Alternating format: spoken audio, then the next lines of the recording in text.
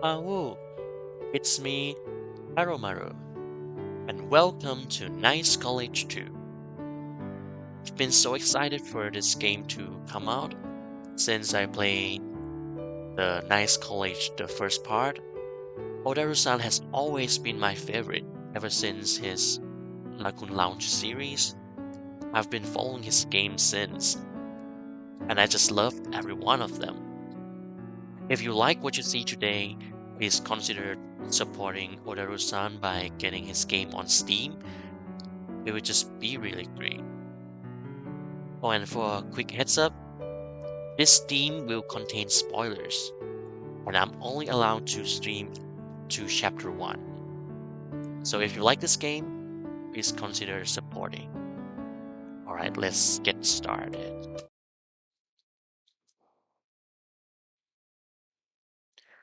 Please enter your name. So I'm just gonna go with the default name. The Argo is great. Let's do Argo.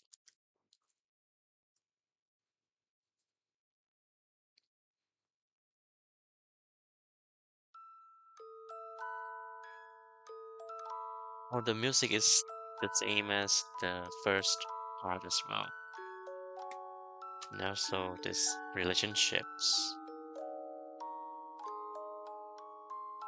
So there are the previous characters, Granley, Oscar, Theo, and new characters as well. So the new term begins. Let's start with the chapter 1.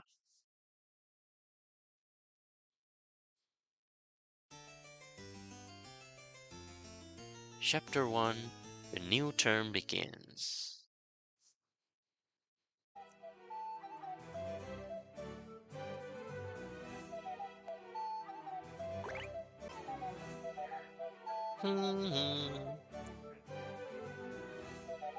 Crisp morning air wakes me up as I head down a path, glistening with the still rising sun. I walk with my classmates, Bradley and Oscar, as a new second year Nice College student. I just like the new animation so much. Well, you're in good mood, Argo. This guy's name is Bradley. In the same grade as me, and was once my roommate. His and positivity is infectious, although he's not always the sharpest tool in the shed. He's like a dependable brother. With his love of horseback riding and being the second best fencer in our grade, I'm sure he'll be a fine knight someday. What's there to be happy about? That's Oscar. Not only is he training to be a knight, but he's an aspiring novelist as well. His skill was recognized by Professor Celio, who's also a novelist and was brought on to the Knights College. He's not as good at fencing as me, but his marksmanship is very impressive. It's always top of the class, and he often competes with Theo for the first place. What? Did you guys forget about today? The new students are coming. That's right. We've advanced to year 2, which makes the first year students our underclassmen. Oh yeah, I forgot about that. So, come on, aren't you excited? Not really. I mean, this means we'll have underclassmen. W- Wait, that's it? It's not a big deal? I guess not. Maybe it is in the sticks. Ugh, stop hissing me. Not. So you're excited, huh? Of course I am. Everyone knew each other regardless of age back in my village. So I never had the chance to have a complete stranger be my underclassman. Oh, I see. But wouldn't that be something the classmen would be more excited about? They're not all well-behaved angels. What will you do if there's one who's totally full of himself? What? Hmm, I'm not sure. I would call him back behind the school and give them a good beat down. I really wish you would stop thinking like a delinquent. Who knows, Oscar? Maybe one of the new students will be a writer. That's not really the type of person that gets in. Are you sure? I mean, that's why you got accepted. Well, I guess you have a point. If even a prince of Artray can join, who knows who else could get in? Exactly. It's exciting. We've never seen anyone so eager about it. Me neither. Hmm.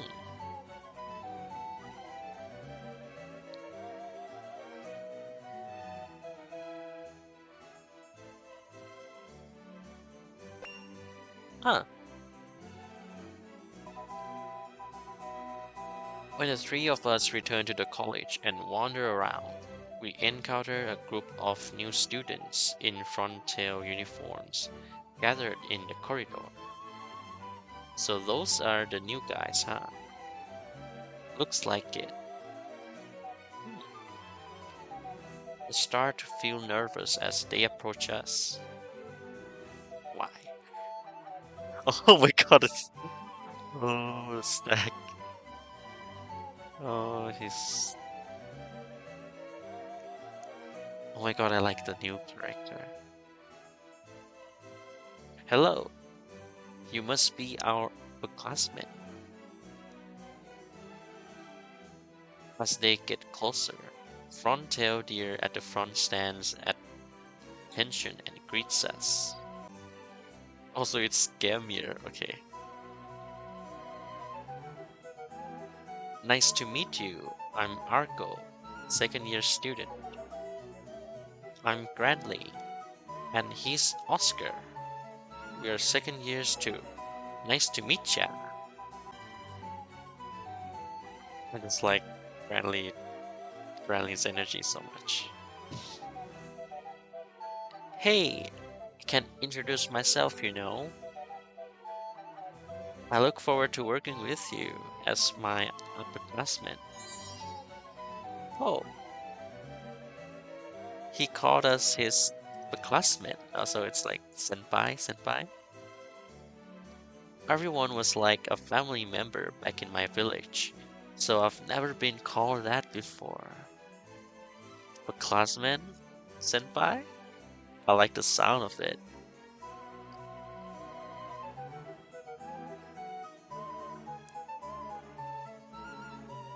All of the other Frontail students behind Gamir introduce themselves.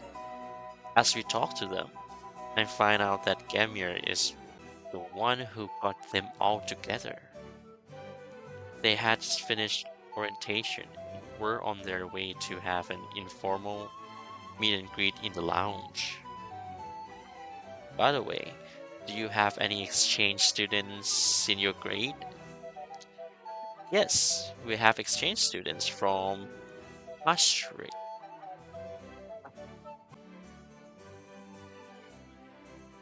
So do we... Why aren't you meeting any of those students? I tried to invite them, but they refused. Why? I was told they don't want to associate with us anymore. Then they have to. Hmm, our grades may be different. our experience with those from Ashrake is pretty much the same. They came all the way over here to study abroad. Why don't they want to get to know us? Why did they even come here? Exactly. You can say that again. I'm just gonna move my persona down here.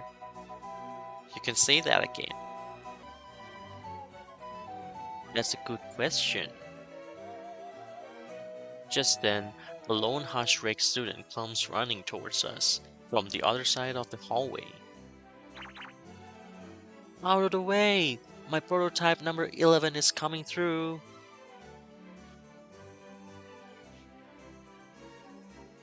Another new face?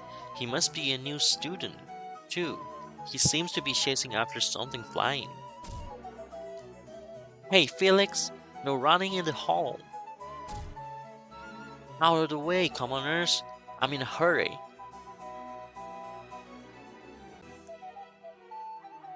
This new student named Felix shows no signs of slowing down, let alone stopping. These are your upperclassmen. Show them some respect. I don't care. Out of my way, I said. Blah, blah. Felix shoves past us as he runs down the hallway. Grr. Please let me apologize on his behalf for the disrespect. Don't worry about it. I don't mind. Argo, how gracious of you. Compared to Theo and Herman, that wasn't disrespectful at all. That Felix is a first class here hush rate student. He's already causing all sorts of trouble. Oh, sounds kind of like Grant. Excuse me? I don't cause any trouble. I will slowly make sure to correct his behavior. It's no big deal. You don't have to take it so seriously. There's something about Gamir that seems a bit dangerous. Oh, new card.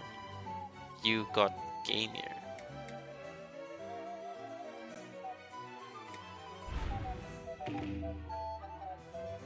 You got Felix. Oh, cards of the two of them. It's like Argo's EP very much. It's so useful. Cards like this appear due to a special ability I have called EP.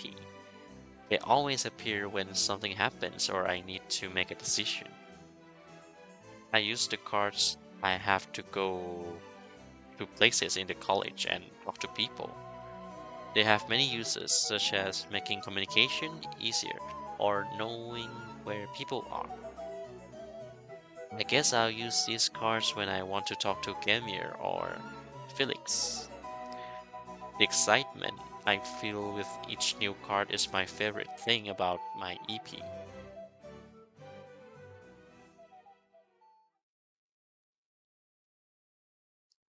After that, we leave the new students behind and go to the lecture hall. Oh, Professor Celio. Now then, let us begin the first lecture of the year. Professor Celio seems to be even more ready to go than usual, as he waves his pointer around. This person is Professor Celio. He is in charge of giving lectures, but also the president of the college. Last year, he revealed that he is the author of Rico the Traveling Knight, a series of novels Oscar and I still love. He's a super professor who can do just about anything. but I often see him with a headache caused by problem students and professors. Being a nice college professor must be a tough job. You all just got back from your break, so let's start with a review. First, Marco, please tell us what the nice college is. He targets us. That targets me right away. Ah, yes, the nice college is where we are trained to become knights. It's very simple. Correct. You will all study and train here for 4 years, then graduate and become knights. Now, what exactly is a knight, Oscar? Please explain what role and powers this profession has. Yes, knights have a strong international powers. They can cross borders at will.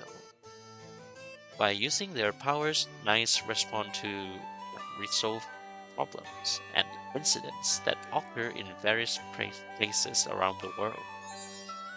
Correct. Knights can go wherever they need to resolve disputes, carry out investigations, and so on. Next, Granley. How do I do this sound? Shock! Huh? Oh, yes. As usual, Gran was about to doze off. His name being called snaps him back from entering a dream. The power only knights are permitted to use. Can you please tell us about what EP is? Uh, EP are like a superpower. Okay. That's it?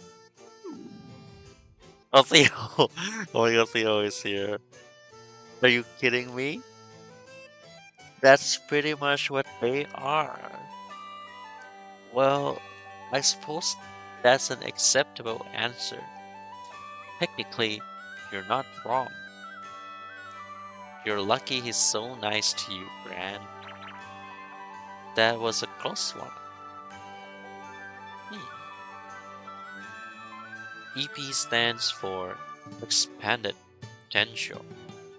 Like Bradley said, seeing it as a supernatural power that one can usually only imagine is one way to look at it. Float in the air, set things on fire, heal wounds. The full range of these abilities is still unknown. Because they could pose threat to society, they are kept a secret from general public. Knights are mainly the secret few who are allowed to use them. Prince Theo, would you please tell us what to be aware of regarding them? Spontaneous discharges. Persons EP may manifest at unexpected times, regardless of their intentions. We must be ready to deal with people who were unaware of their EP steadily manifesting. Theo said that in a very convincing way. I'm sure that's what Professor Celio was hoping for when he called on him. Not only that, but we must make sure it is kept out of the public eye. Your answer as well as your supplement are perfect. Not only must we be careful of spontaneous discharges, but we must also be aware of who is around us when we use them.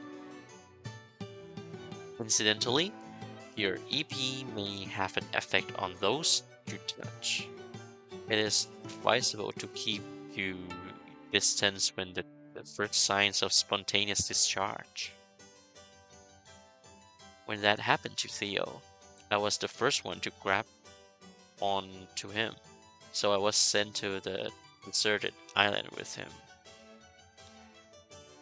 Now then, EP is an important ability for knights to have, but it is far from what makes a knight a knight. What a knight must be capable of is simply the ability to deal with the problem at hand. EP is but one tool at our disposal. Never forget to neglect your own training.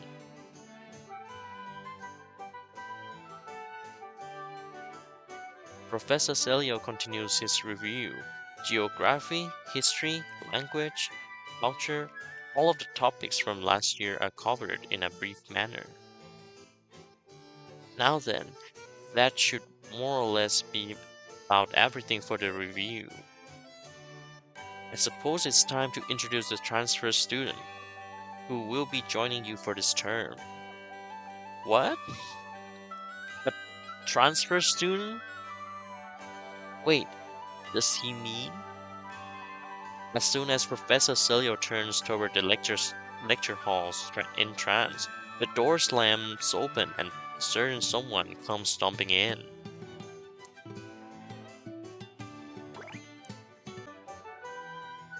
Okay, so it's Baden. Lord Baden? Lord Baden enters. He's a dragon who rules over whatever that is. A strange country where everyone lives on boats. Because of him being old acquaintances with Lord Cheat and Professor Direct, he helped us out for a short time back in our first year. I know he said he was going to spend some time here, but I didn't realize that's what he meant. Lord Baden, please be gentler when opening and closing the door. Oh, shut up. It's your fault for taking too long. I got tired of waiting. It's my fault?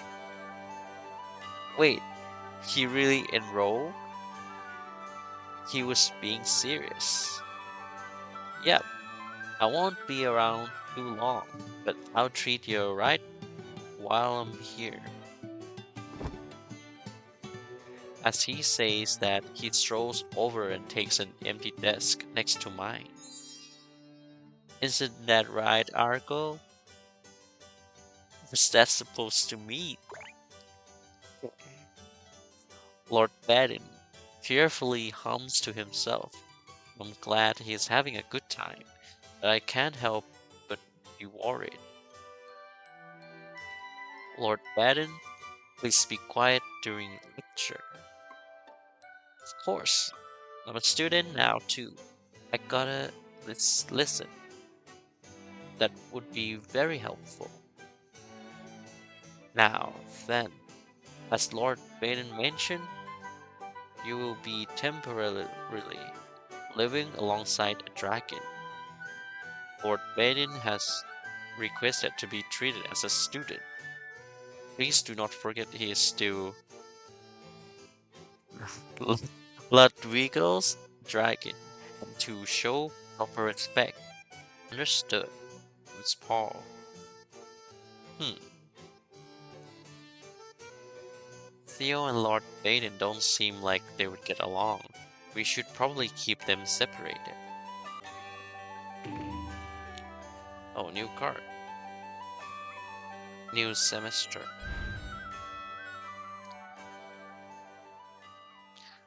Since it's the first day of the term, today's lecture was short. Us second years now have the rest of the day to ourselves.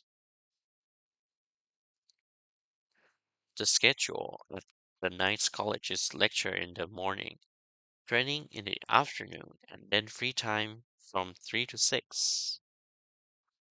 This is because we are students with a wide range of personalities and areas of expertise.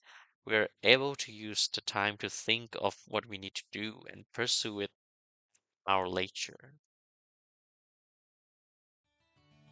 Hmm, I need this one, not that one. It's free time now, like Professor Derrick said. So I'm in my room going through all the cards I have. I can keep a card as long as I want. But I can also erase one at will. Even if I erase one, I can get it back under the same circumstances. So you could say there's no point in erasing it in the first place. But if I don't, I'll end up with a bunch of cards I never use anymore. That's why it's important to organize them like this every once in a while. There, that should do it. I erased most of the cards I don't think I'll need and only kept the ones I use most often. They'll come back if I need them, but it's nice to start the new term with a clean slate. Oh, the cards. Oh, because it's blocking my personality. I get to move again. Okay. You can check the cards currently in your possession by clicking the icon on the lower right. Let's check that. None. Okay. I've still got plenty of time left in the day. Where should I go? Okay, so let's go to lounge first. Oh, it's Granley, there's Gamir, there's Oscar. Remembering that the Frontail students were having a gathering in the lounge, I decided to head there myself. For some reason, Granley and Oscar are there, along with Gamir, as the only first year. Hey, Gamir! Oh, you're here too, Argo. What are you two doing, Gran and Oscar? We're here for the party, of course. Huh? Instead, we shouldn't, though. My apologies, but it has already ended.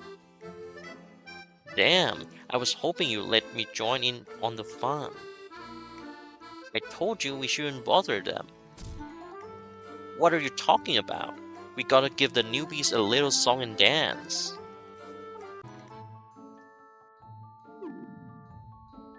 That's why I didn't want to bring you along. I don't want them to think I'm annoying too. What? I'll have you know that's a long-held tradition in dorms. It is? We never did anything like that. Grant just like making things up. Pay him no mind. Oh, okay. Aw, I was hoping to catch them off guard with a naked dance. What's the dance? Uh, I'm glad we don't have trashy upperclassmen like that ourselves, Marco. Yeah, we never knew any of them, I think. I know, right? Trashy? You're overreacting. What should I do? Oh, oh, there's Felix too.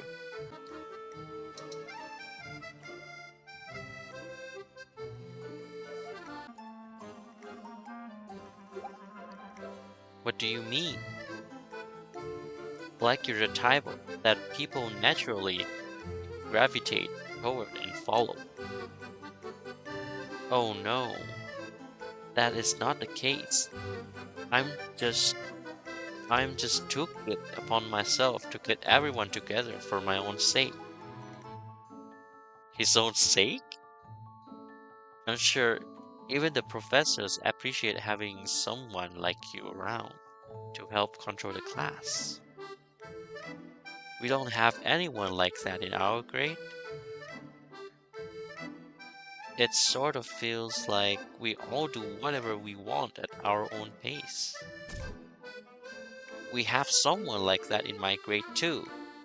There's the troublemaker who brings chaos to the group. I think it's Felix. What? I didn't blow up on him. We just had a bit of an argument. I would love to hear the full story.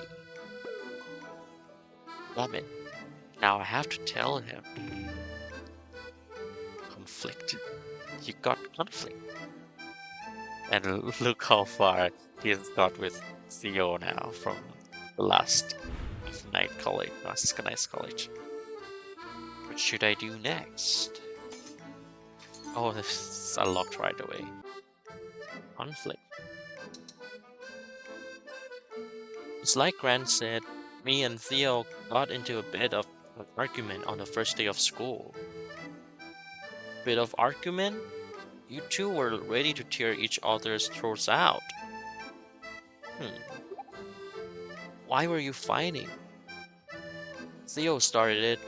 He said something that pissed me off. There was something about the differences in your social statuses, I think. How awful. Is Prince Theo always like that? He was at first. He wouldn't let anyone get close to him. But thanks to Argo, he's way more chill now. He still has a tendency to rub people the wrong way though. How did Argo help him calm down? Well, we spent some time together on a deserted island. Well, what? Deserted island?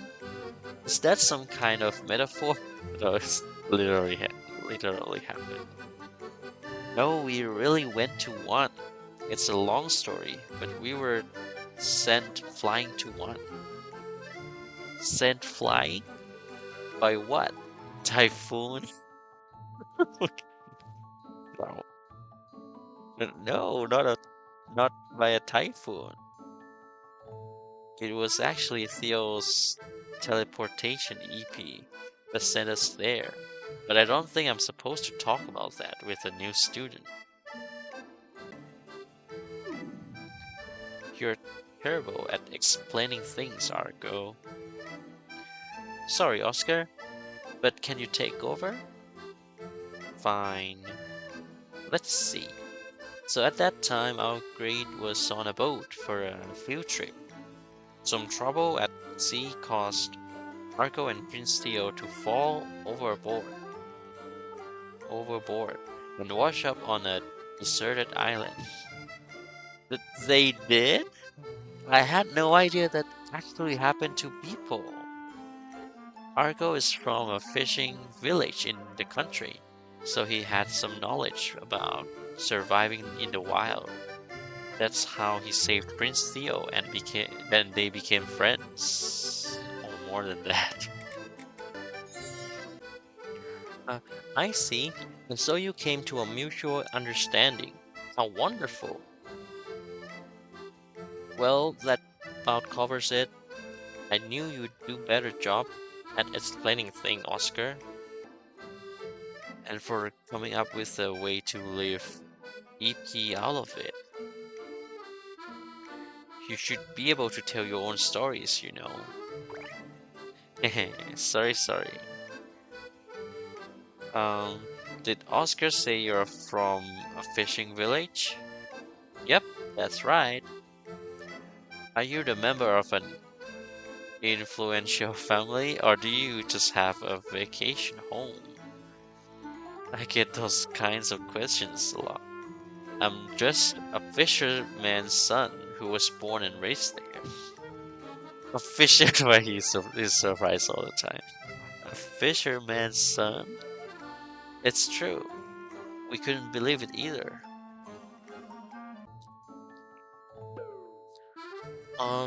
I hope it doesn't come across as rude, but what you made you think you could pick a fight with a prince of another country? I know, right? Question. I knew they would all think that. That must have seemed really stupid of me. What should I do?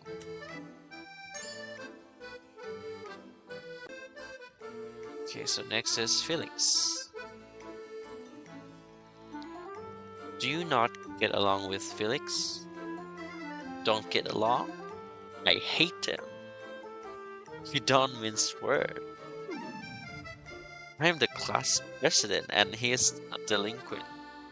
How could we possibly get along? He's like more like a nerd who invents stuffs. That might be true, but wait, who made you class president? We don't have one in our grade, do we? No, I made myself the class president. Of course you would. What? Huh? You need a leader, right? That's why I took it upon myself to create the position of class president. That's how it works. When everyone comes to a consensus, you know. I'm not sure about that. Looks like we got another nut job on our hands. Grand. What makes you say that? I just wish for our class to be unified. Well, you're so serious and ambitious. I'm sure they can depend on you. You flatter me. But how can you say you want your class to be unified if you also say you hate a particular student? Hmm. My apologies. It seems I spoke out of turn earlier. You have to watch what you say. He might hear you. Don't worry. Felix is in the game room right now. The game room? It seems all the how to spell that again? Hush Hushrik. It seems all the Hushrik students are gathered there. They are so uncooperative. They sure do love that room, don't they? You wanna go there with us, Gamir? Who knows, you might make a few friends. I'm trying to get to know the first year students, but they won't even give me a chance. Are you even listening? He must be the type who gets tunnel vision when he's worked up. You've got a long road ahead of you, Gamir, but don't give up. The game room. What should I do next? So we have done all of it. Okay, so next one is it's gotta be Leaf. Well, I have to get going, Gamir. Goodbye. I thank you for taking time out of your schedule to visit me. So serious. So where should I go? Oh, there are more unlocked.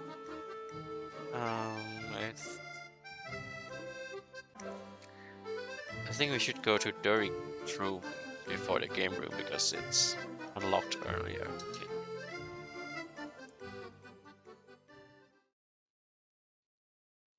Oh, Professor Durik. Good afternoon, Professor Durik. Oh.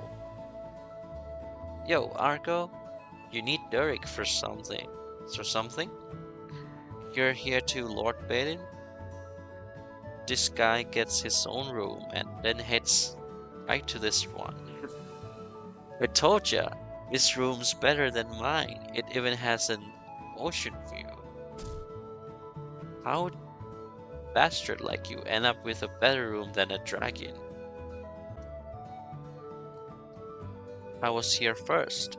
There's no point in complaining about it now. That means Professor Durik, like Professor Celio, he's in charge of or teaching us second year students. That man is Professor Diderik. Like Professor Celio, he's in charge of teaching us second year students. He was originally a pirate from another country, but certain events led him to now being a nice college professor. Me being born in a fishing village makes us fellow men of sea. So we have a lot to be friends about. But your room's so big. I could see myself living living here. Tough shit. Go somewhere else. I don't see things going smoothly with those two under the same roof. What should I do? Oh, so many choices. Let's talk first.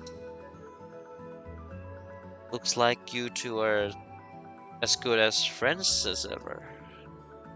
That's because we've been together for so long.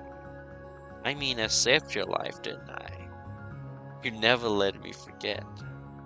If I recall correctly, Lord Baden saved Professor During from being executed when he was a pirate and got arrested. The thought of Professor During being killed can't help but feel grateful he's still alive thanks to Lord Baden. Despite all that, he still won't give me his room. Ain't he a jerk, Arco? I guess. Oh, we'll drop it already.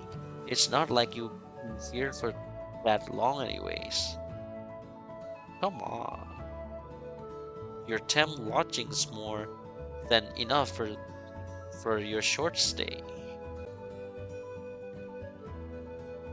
Argo, he's still being a jerk. How ungrateful. Lord Baden is surprisingly patronizing. By the way, why did you suddenly decide to enroll? What? You're saying dragons can be students? Not at all. I'm just wondering if there's a purpose behind it. Because it sounded fun. That's it? Oh, do I need any other reason? I guess not.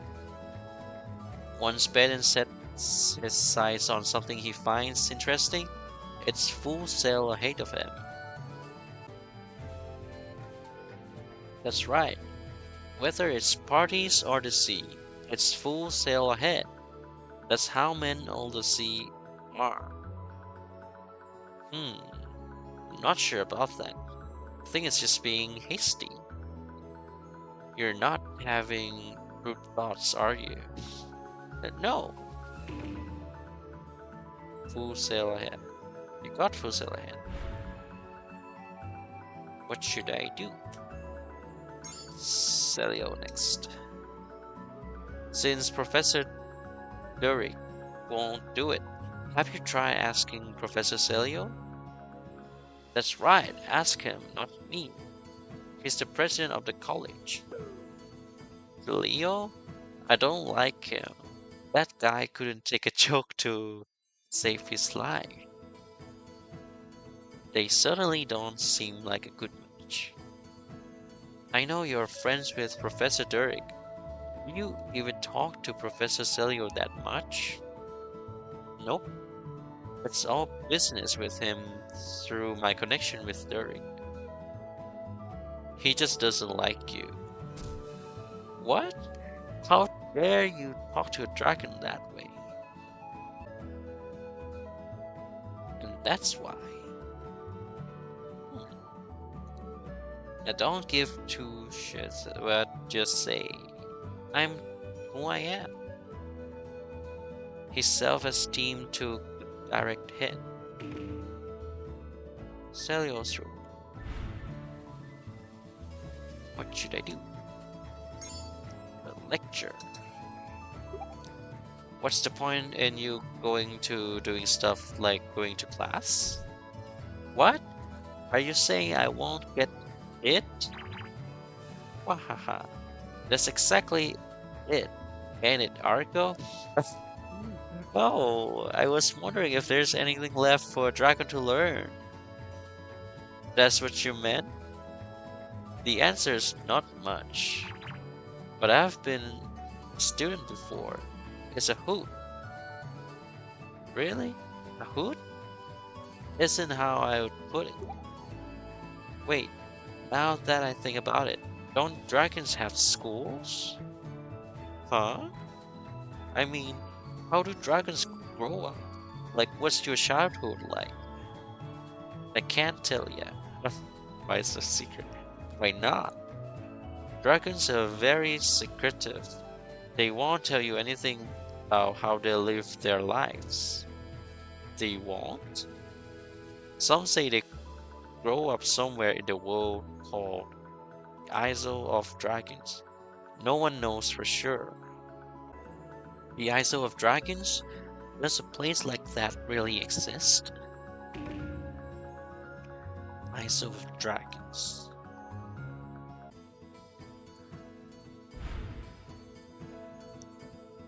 Okay, now we are done with this room, so let's leave. If you excuse me, I should be leaving soon. Later, I'll go. Come hang out anytime you want. So he's just gonna stay with During, Professor During. So where should I go?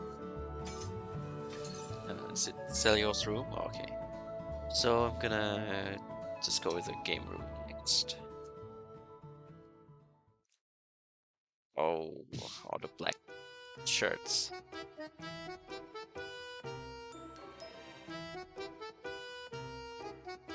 Wow, hat trick. Are you serious? This is nothing. My dexterity is capable of way more than that. I dropped by the game room where the Hushrick students have gathered. They're all buzzed about something. In the middle of the crowd is Felix, twirling a dart in his hand with a proud look on his face.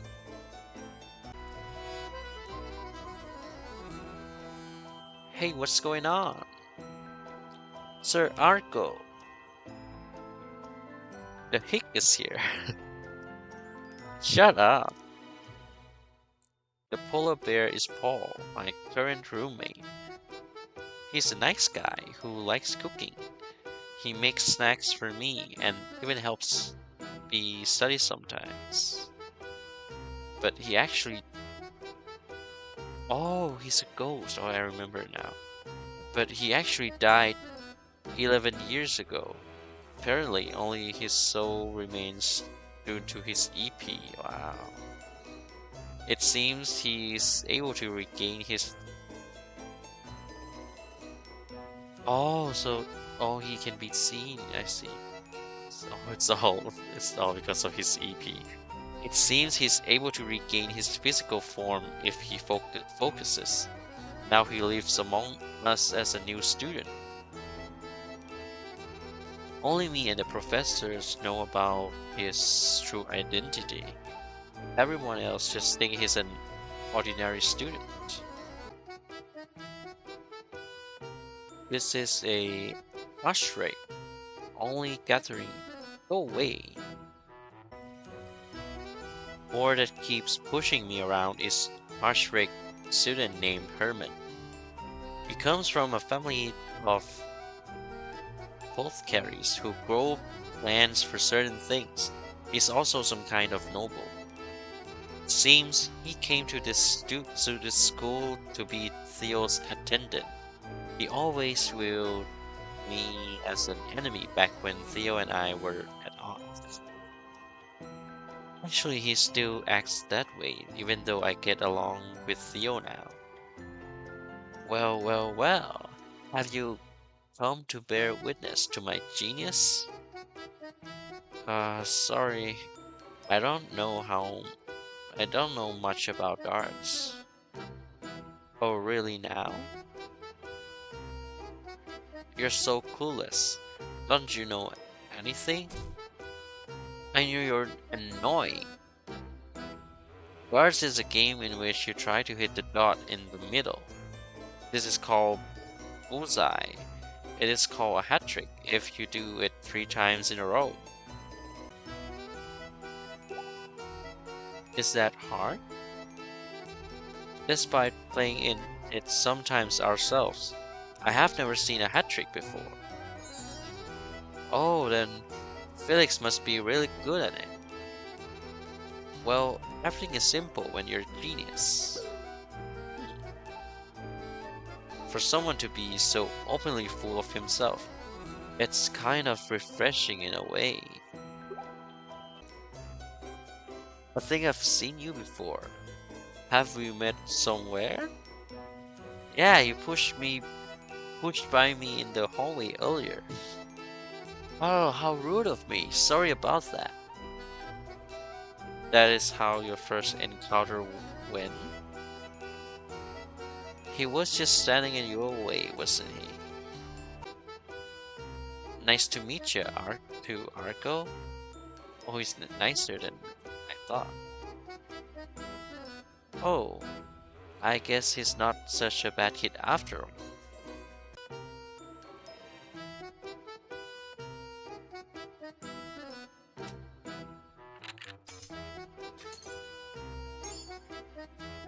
Okay, let's talk first.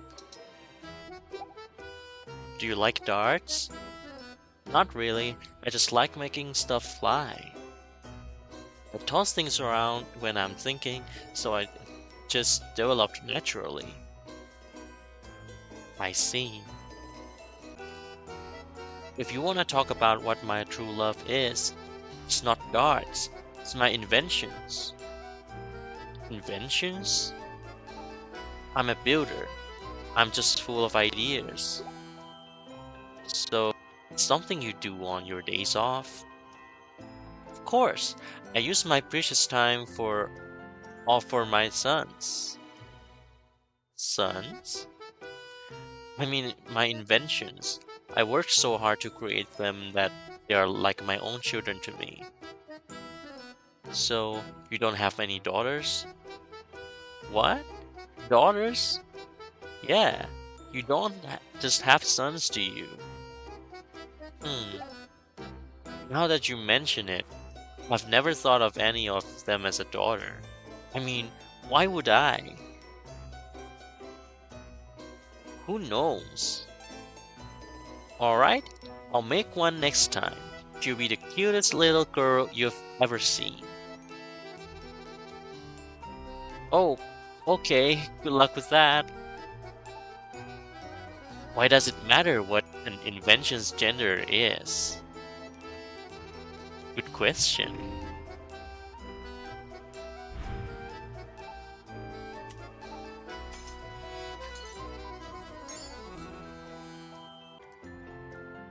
Invention. What kinds of things you make? Recently, I've been obsessed with gliders. Gliders? What are those? A type of a single-person aircraft.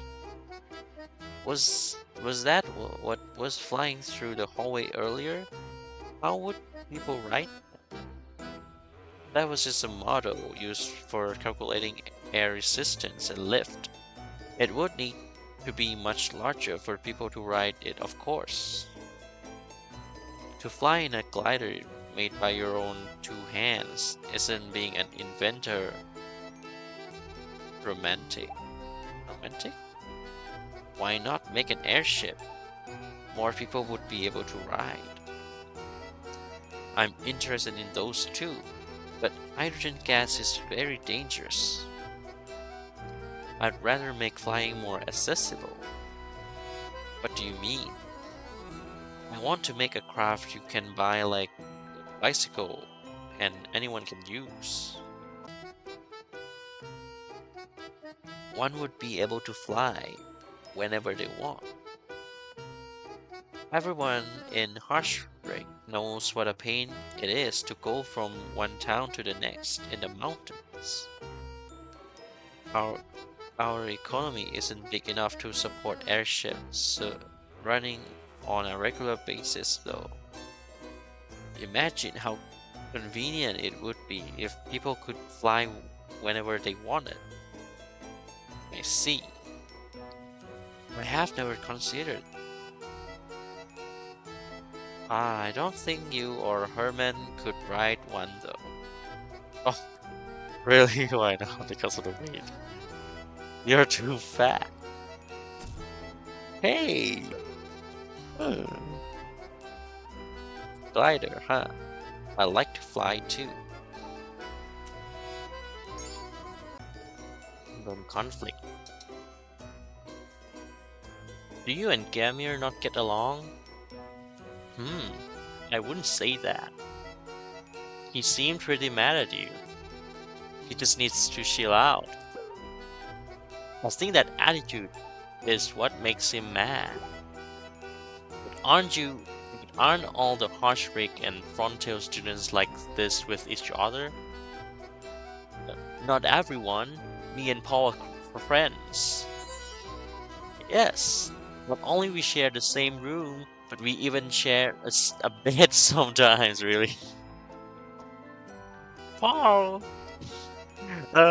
please forget I said anything. I think that's a little too close for me. Anyways, what about you and Herman? Are you guys friends? How could I be friends with a hick? Oh, really? That sure. What should I do? Let's just leave. I should go soon.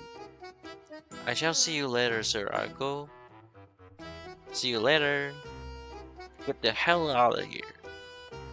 Later, Felix and Paul. Don't ignore me. Don't ignore me. What's this deal? So where should I go? So we only have Celio's room left.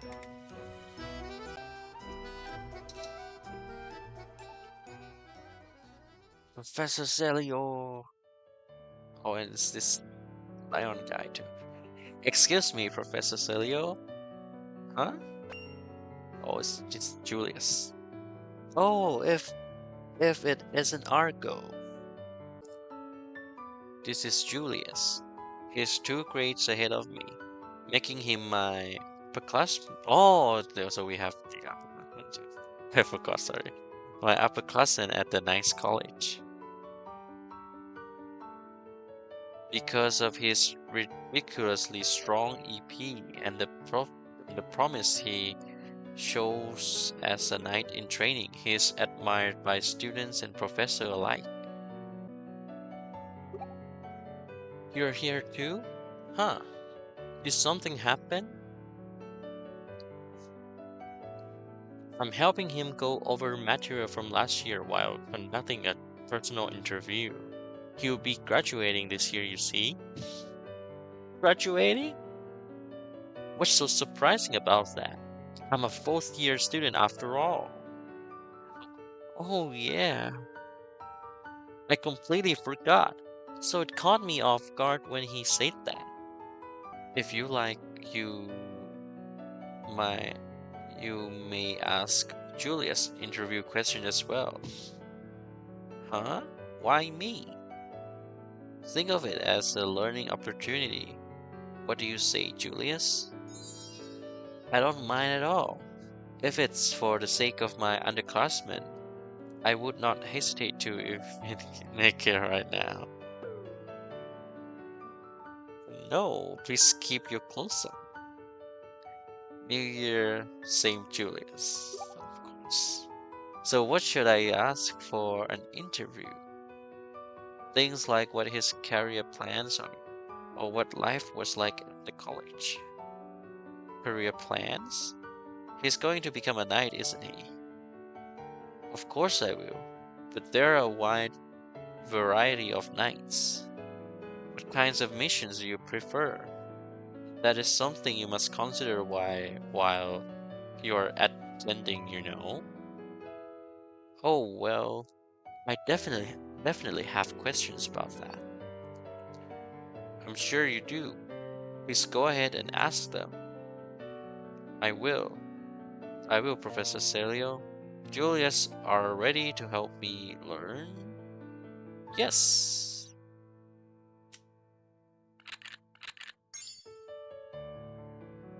Okay. It sure will be lonely here after you graduate. It cannot be helped. We must all graduate, eventually. True, but still. You have been such a lively presence and your EP is so powerful too.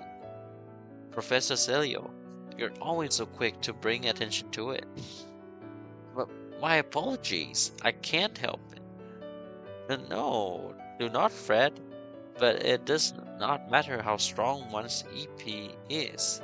If they don't have the experience to back it up, how to make use of such strength is something I have learned from here at this college, Professor Celio.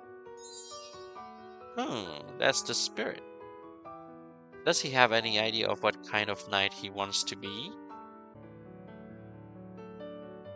He wishes to be posted in a foreign country after graduating. A, a foreign country? Ah, but knights have to travel all the time, don't don't they? Won't it be the same no matter where you live? Not necessarily. It all depends on where you're located. We can travel anywhere when needed. Normally, we stay in our jurisdictions.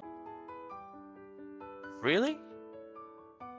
There are so many different countries we can live in just because we're nice.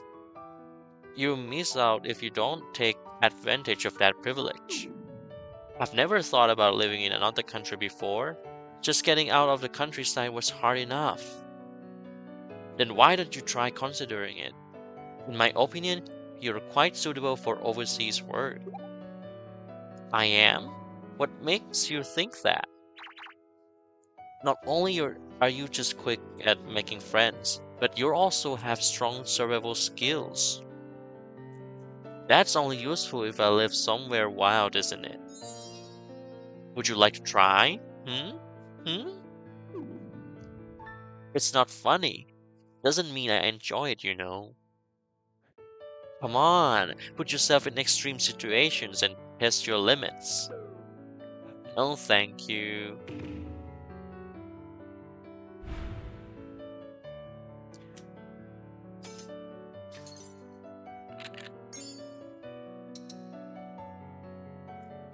What kind of country would you like to go to?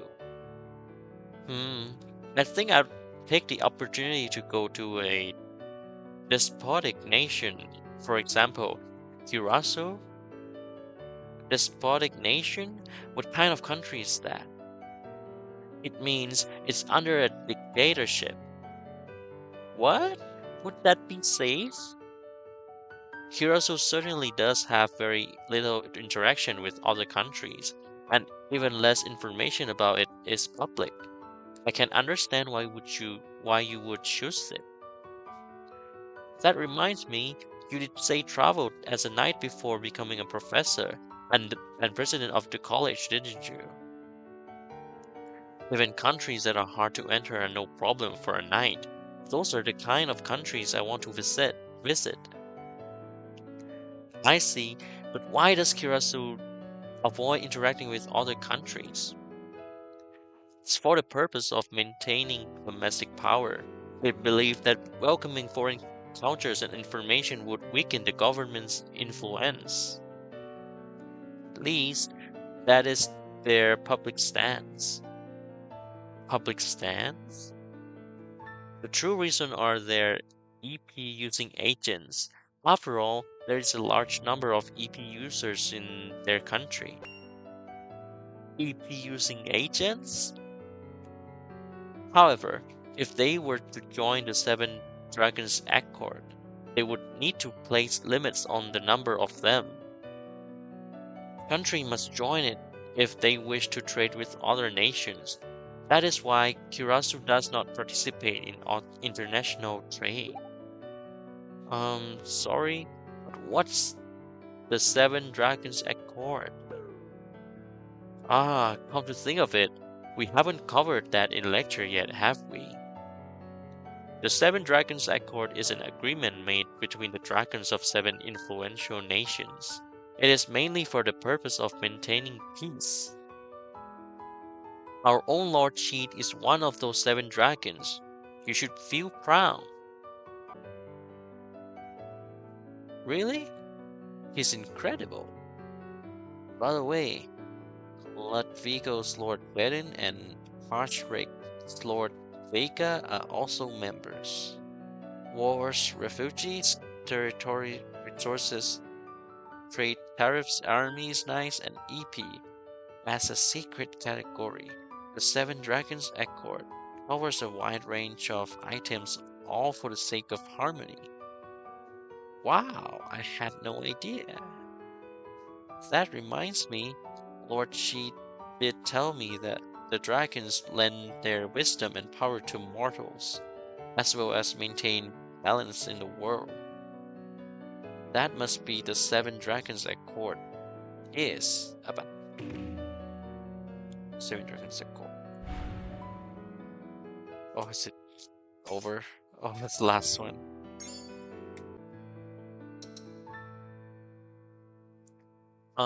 You said the Seven Dragons Accord limits how many EP users there are, right? Correct. What about it? That's not really something that can be controlled, is it? Good point. How perceptive of you. I've wondered about that myself. What happens if the number of EV users goes beyond the agreed amount? Well, many things could happen. Country could apply for an exception to the accord, or they could trade with a country that has less than the limit. Trade? EP users are extradited to countries that have open registration slots for them. This is commonly referred to as a trade. In exchange, the country is granted things like favorable trade agreements. Extradited? This is the first time I've heard of that. One could also say it's the smuggling of people. It's all quite hush-hush. Doesn't the Seven Dragons Accord ban that? But of course, however, the Accord also has a clause for certain circumstances. When necessary, one of the seven nations may supersede any other provision. In other words, the Accord publicly allows exceptions. These trades are explicitly one of these. That's just plain sophistry, isn't it? No more than rules for thee, not for me. Sophistry is sometimes needed to make things run smoothly, Julius. An organization cannot run on ideals alone. So they are willing to turn a blind eye to the violation of rights for the sake of peace? The ends justify the means? Even with these exceptions, that does not mean one should abandon their morals. If you have doubts or issues, you may voice your concern to the Council of the Seven Dragons once you have gained enough influence as a knight. So you're saying I have no right to complain without influence? I'm sure you acquired just that. Fine. I'll let you talk your way out of it for today. Unfortunately, there's only so much a man in my position can say on the matter. Being the president of the college can be easy. Yes, thank you for your understanding. Despite only being 2 years older than me, he handled the conversation very maturely.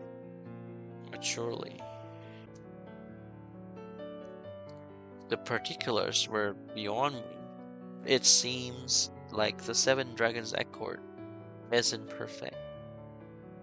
I'm sure Lord Cheat and the others are trying their best, but in reality, it's probably no simple task. Oh, it's over. Let's leave. I should take my leave. Thank you so much for the insightful conversation. Goodbye, Argo.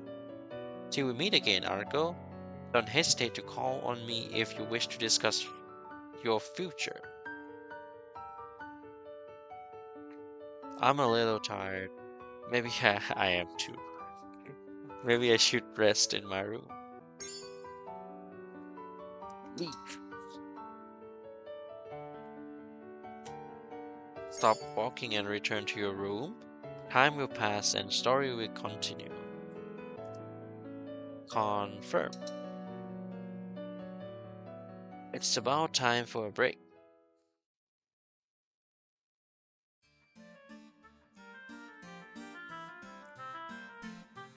Hey, over here. I saved your seat, Argo. Thanks. As usual, I sit down at the dinner table with Gran and Oscar. We are free to sit wherever we want for dinner, but we always end up sitting together.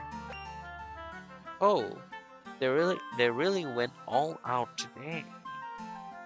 On the table sits a much more extravagant dinner than usual. Well, from my point of view, it's always extravagant. Today's dinner is even more so. It's because of the new students coming in. It was the same for us, remember? Oh yeah, I remember it surprised me then too. Too. And then you got into it with Theo. Man, that was a rough start. Told you to stop bringing that up. Wait, where's Theo anyway? I haven't seen him since class ended. You haven't? It seems he's still not here. Shouldn't you know? You're his roommate. Even so, even I haven't heard anything. Hmm, I'm sure one of those Ashrakes guys knows. Especially Herman. Maybe let's try asking him. Hey, where's Theo? Why would someone like you be looking for Prince Theo? I'm just curious. Lord Sheet called him. Lord Sheet? Why? How should I know? Wonder why it's such a long conversation. Don't be nosy about every little thing Prince Theo does. Show him respect. Yeah, yeah. What could Theo and Lord Sheep be talking about? I'm a bit worried, but I'm sure everything's fine. Dragon's Guard.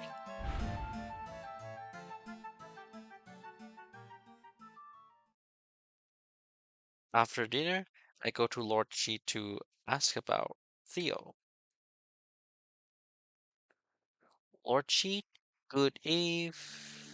Oh, Theo. Huh. Hmm. When I enter the Garden, Theo is the one there, not Lord Sheep. The fourth prince in line to the throne of Hushray. Theo, he came to Frontiers Night College as an exchange student. We didn't see eye to eye at first, but he became my friend after everything that happened on that deserted island. Even now, his outward attitude hasn't changed much, but I can't be angry with him when I know how he really feels. Oh, he's so handsome. Theo, where's Lord Sheep? Weren't you two together? We were up until a few minutes ago. He just left. Hmm, what were you two talking about? It doesn't concern you. Come on, please. Why would I tell you? Is it a secret? It's like they're. I ship these two so hard. Stop being creepy. You're so persistent. Sorry, sorry. So, do you want some tea? What? You just jumped from one thing to the next. I'm already here, so why not? Let's shoot the breeze. Don't you usually have business here? Yeah, but has it ever been just the two of us in here? Come on, I know where the tea and snacks are. Hmm, well, I suppose just a bit won't hurt. Good. That time, a crow rumbles out from Theo's stomach. His face turns a deep shade of red. It's just because you brought up snacks. No, you skipped dinner. What were they talking about for so long he missed it? I'm still curious. Oh well, for now I'll just make a cup of tea for him.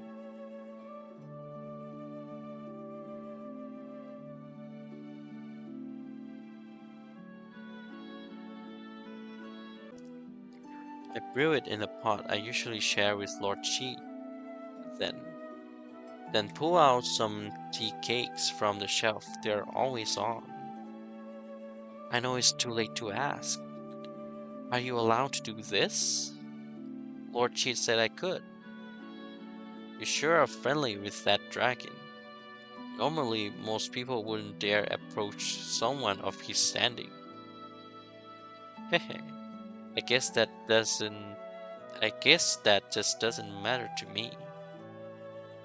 I know that all too well. Oh, he sounds happy about that.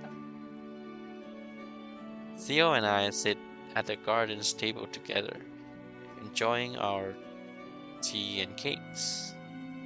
Usually it's Lord Sheet who I'm sitting with, so this feels a bit strange. What should I do? Oh my god, it's not over. The day is not over yet. Okay.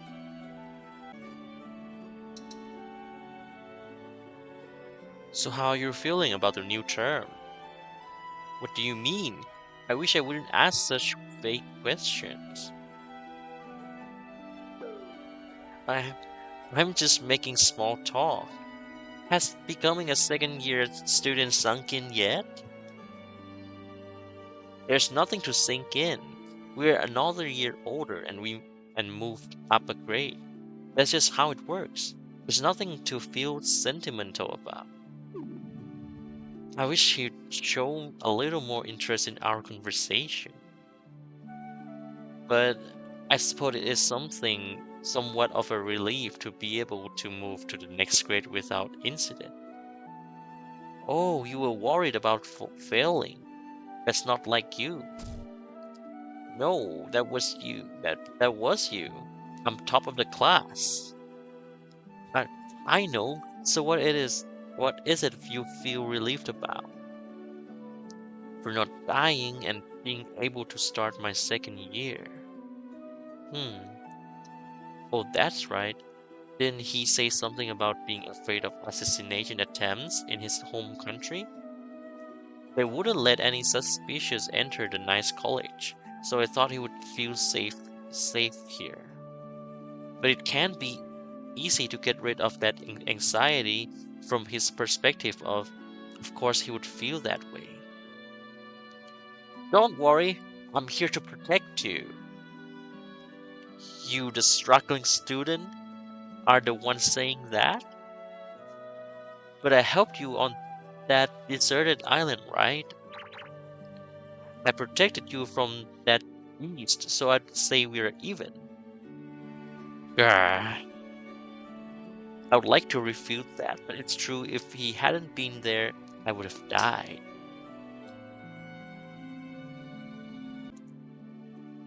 But you know, there's going to be times when you can't handle everything yourself, and need to rely on other people besides me.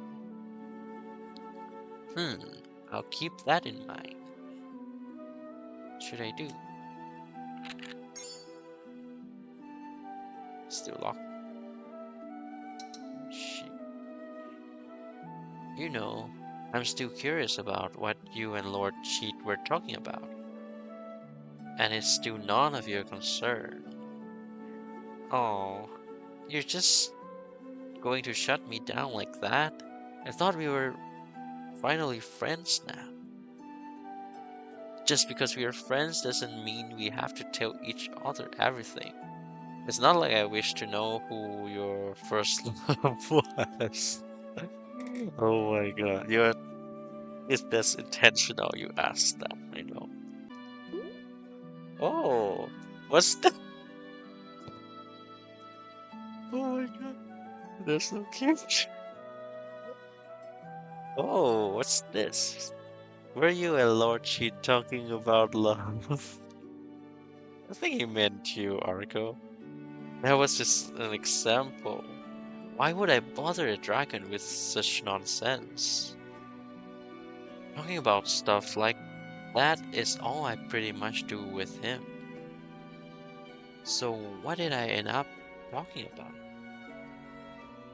How many times do I have to say? It's none of your concern. Fine, sorry for pestering you. Hmm, it's not that it's something you can't hear. It's just I don't worry about just don't worry about every little thing. Okay. Is he being reassuring? What should I do? So let's leave. We should probably get back to our room soon. You're right. It might be hard to get to sleep drinking tea this late. Don't say that right after drinking it. Come to my room if you can't sleep and get bored. Are you worrying about something? What? No, I just thought we could talk. Well, I'll keep that in mind. Okay.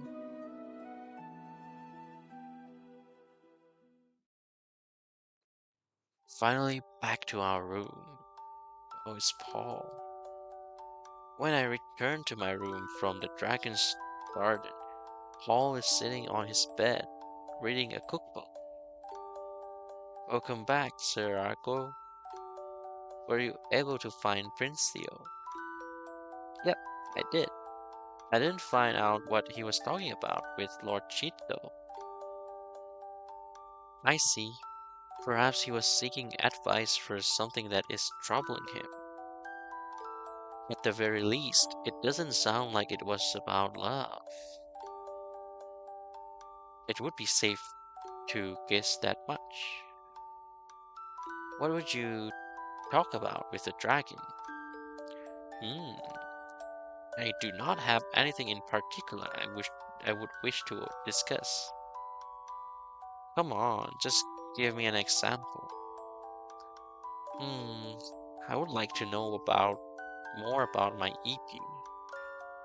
Oh, that's right. It's a miracle he's even talking to me right now. His whole existence is in limbo. He could disappear at any time. That's what Professor Celio told me. Paul acts like nothing is wrong when he talks to me, but he's probably really worried.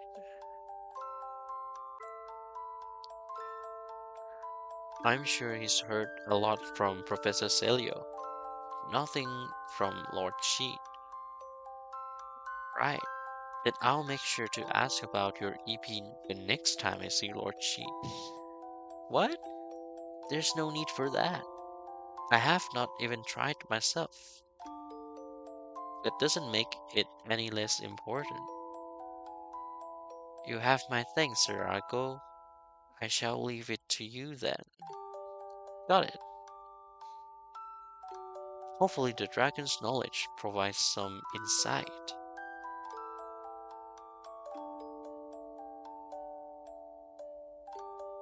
I guess it's about time I take a bath.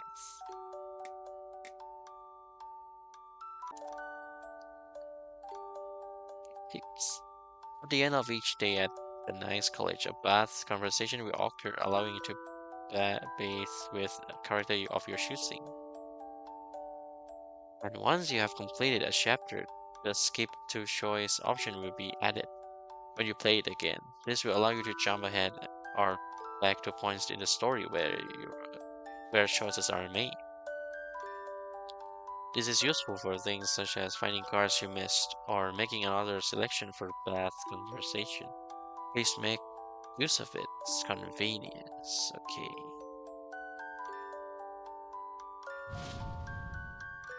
Bath time. So who should I invite to the bath? Oh, so it's all the new choices then.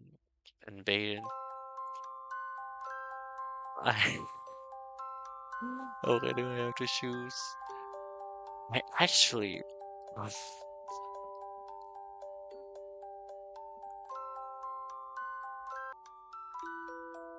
So I'm just gonna go with everyone for you guys. The first person I'm going to Baden. Well, he's a student now, so how about Lord Baden?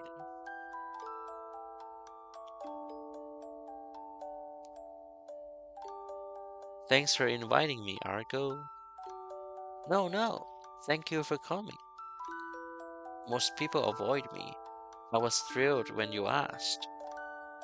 Lord Sheep said the same thing.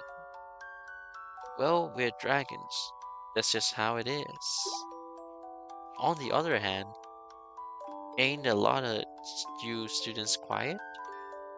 You think so? Everyone's more lively in my country. You know, we are all leave work early to sing and dance. You doubt that.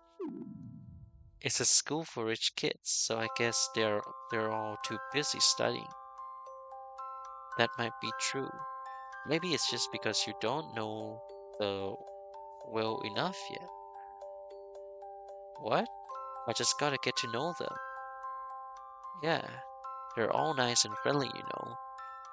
Hmm, I see. And here I was worrying about something stupid bullshit. His attitude did a complete 180.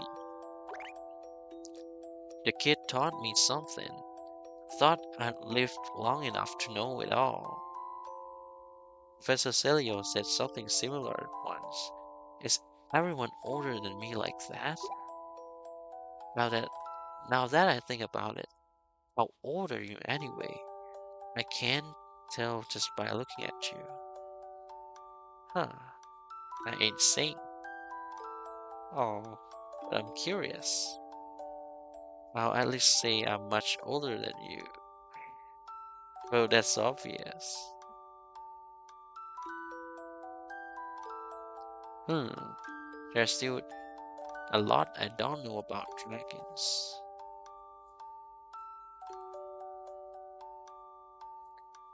Oh, it's Paul again. Ah, that was a nice bath. Okay, so now I go with Felix, so you guys can see all the choices. For Felix, okay, so it's the new student. I should take the opportunity to get to know one of the new students. How about Felix? Yo, thanks for coming on such short notice, Felix. Don't worry about it. Thanks for inviting me. I thought you would want to go with a friend in your own grade, though. It's important to socialize with upperclassmen. It beats socializing with my classmates. You don't have to prioritize me over them, you know. I wouldn't be offended. You've got it all wrong. When you're friends with upperclassmen, you can get them to tell you what's going to be on exams. So he just came to take advantage of me. Besides, it's kind of weird you want to talk to me while naked when we're just met. Really? Was I too forward? I don't mind. It's not like being seen naked won't hurt me. But wait, doesn't mean I wanted to see you naked. Oh, Could this be one of your frontier traditions? Yeah, I don't think so. So you're just a pervert. No. Ah, you're blushing. There must be some truth to that, huh? No, it doesn't. You're so cute. Hmm.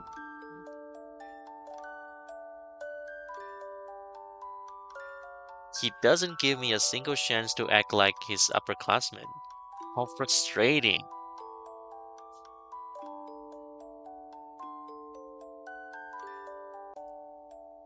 Okay, so finally we have Gamir. I should take this opportunity to get to know one of the new students. How about Gamir? Oh, oh my god, he's so sexy. Thanks for coming, Gamir. I hope being invited by an upperclassman doesn't make you feel un uncomfortable. No, not at all. It is an honor. Really? I thought you'd rather go with your classmate, friends than me. What are you saying? It would be unacceptable to refuse a request from an upperclassman. Being told that just make it more awkward to ask.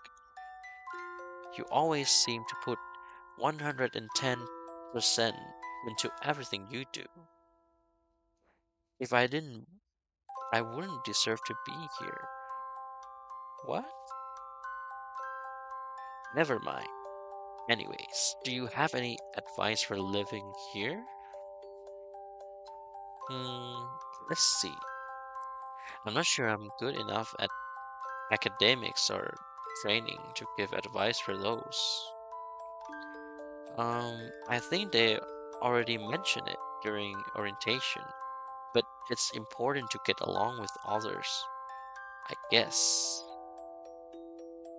How might how might do that? How might I do that? Well, everyone who comes to this college stands out in some way. That makes it easier to ask others for help when you need it. Hmm, what's wrong? That is something I don't have much experience doing. Um, well, you seem like the type who's good at everything. You probably won't need to do that very often. I'll keep your valuable advice in mind, though. Thank you very much. No problem. Keep at it, but don't get too hung up about it. Yes, as his classman, I must be one of those who can help Gamir too.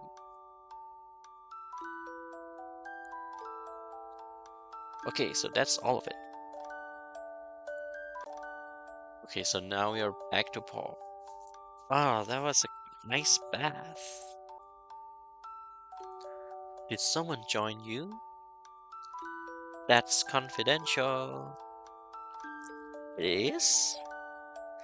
You wanna know? You do not have to tell me. Sorry, sorry. I'll invite you tomorrow. Truly? Promise? Oh my god, you wanna go with me? Okay. Yeah, I promise. Assa.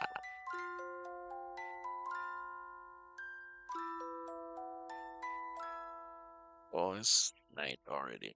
After brushing our teeth, Mom and I get into our beds.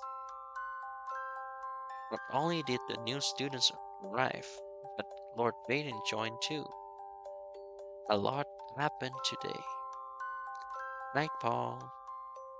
Good night, Sir Argo. Hmm. Sir Argo, you will not forget your promise, will you? Oh, he wants to go with us. You won't. A man of my word. Thank you. Hmm. Is it really that important to him? To him? What a strange guy. See there now. Oh, okay, let's continue with this. The second day of the new term. As usual, the day begins with Professor Celio's lecture. The first years should be having their first lecture right about now. We had our first on the second day too, didn't we? I guess we have been assigned to stay with Professor Celio and Professor Derek. We have the same professors for all 4 years. Didn't they explain that in orientation? They did? I forgot. Come on, you guys. But I'm glad we got those two. Me too, especially since Professor Celio is a novelist and Professor Derek gives us strings. Oh, shut up. Did you just say grandly? What? Gives you drinks? Did I hear you correctly? Was Professor Celio listening to us whispering while lecturing at the front of the room? Wow, either that or Grant is just too loud.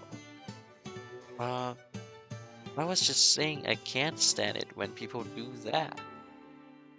Yeah, we were talking about how we shouldn't do it. If you say so, Oscar. Anyway, you may have discussions, but please make sure to listen to the lecture too, okay? Yes. Yes. Sorry. After saying this, Professor Celio turns his back to us and returns to his chalkboard. Ah, I can't believe you made me lie to him. I said I'm sorry. Grant looks annoyed as Oscar shoots him out in a whisper. We should probably be more careful about how much we chit-chat during the lectures. My goodness, it appears you have all come back unable to concentrate. In that case, how about we change the topic of conversation to something you may be interested in? Professor Celio turns his face at us again and puts his hands on his desk. Is anyone here in love? Huh? Hmm?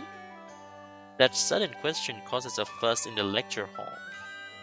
Please be at ease. This is purely for the purpose of a lecture on cultural theory. We all have our own ideas about love, but but it is also an area where the differences between countries is most apparent. Differences between countries? Take Frontier and Hoshrake for example. It is acceptable to love a person regardless of their gender because they both have a spiritual perspective. Spiritual perspective? Person essence is in the soul. Spiritual perspective? Person essence in the soul, otherwise known as their spirit. Physical body is merely a container for it. Therefore, our way of thinking is that we should not determine our romantic partners based on physical appearances. Hmm. At the opposite end of the spectrum, we have the physical perspective. Our entire being is physical, with reproduction only being possible between members of the opposite sex. They believe they, they believe love should follow the same principle. In regions that follow this, love is only accepted between two members of the opposite sex. In fact, some even punish those in same-sex relationships. That's barbaric. Get with the times. It is not a question of being ahead of behind the times. It is a difference in values, Herman. A different set of values may seem barbaric to you. To them, it is important part of their culture that has lasted ages. Huh. By the way, even two countries that have a spiritual view may still have subtle differences in their ways of thinking. For example, peasant Harshrake always held the idea that same-sex relationships strengthen the soul. Yes, does Frontier not see it that way? The mainstream way of thinking in Frontier is that it is part of respecting freedom and a person's right to choose who they love. Of course, a coastal country would think that way. Exactly, you're right on point. Frontier is a maritime nation after all. What does that have to do with love, though? They have much to do with each other, Marco. I know. Since we have Lord Baden from Ludwig, how about we got some insight from him? Him, Lord Baden? Lord Baden? Oh, he's asleep. Lord Baden has not said a single word since lecture began, nor has he moved an inch, as his upper body lays splayed out on his desk. Yep, he's asleep, right?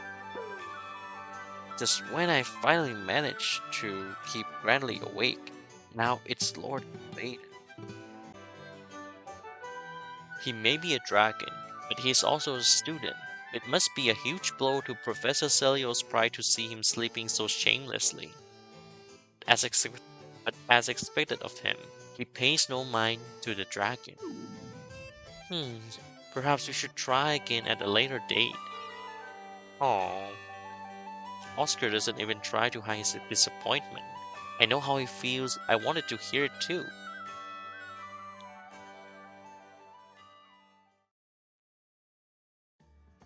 Yawn. Training time, Professor During starts with a huge yawn, making the mood more relaxed. Sorry. I had been over for drinks last night, but didn't get much sleep. Aw. Without even making an attempt to hide that he's been drinking, he lets out another yawn. Pathetic. It wasn't that much booze. How the hell do you expect me to keep up with you? Since you're so sleepy, how about I take over training? Hell no, you're the student. Dude, tight ass. How can I train without having to watch? Professor Derek, don't be a slacker. How about this? Huh? Lord Baden walks up to Professor Derek and whispers something into his ear. When the professor looks at us with a pleased look on his face. Ah, I see what you're scheming. Scheming? Listen up. For today's lesson, you're all gonna try to get Baden on his knees. What? Get Lord Baden to do what? It's you guys versus Baden.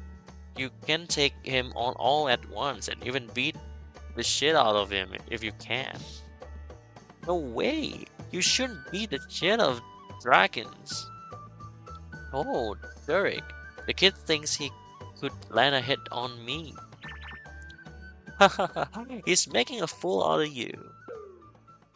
No, he isn't. I doubt any of us want to hit you. Well, give it a shot.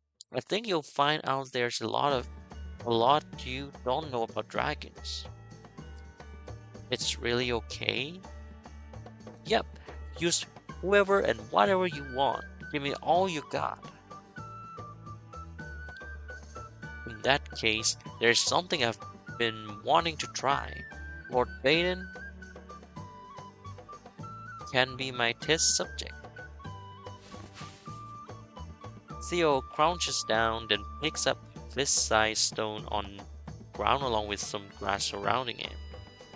Next moment, he charges forward at Lord Baden, throwing the stone with all his strength. Hmm. The stone flies at his face with tremendous speed. The grass picked up with it, leaving as a trail as it flutters down. Hmm. Lord Baden bats the stone away with his right arm, and then, gah! A grunt from its hurt behind Lord Baden as his tail swats Theo away like a fly. Ah, Theo! What happened? Ah, ah. Tail seems to have hit him right in the gut. He's on all fours and vomiting on the ground. I see, not a back at him. The grass that flew with the stone must have clued Lord Baden in on what Theo was trying to do. At that moment, Lord Baden raised his right arm to guard his face. Theo teleported with behind him to take advantage of his temporary blind spot.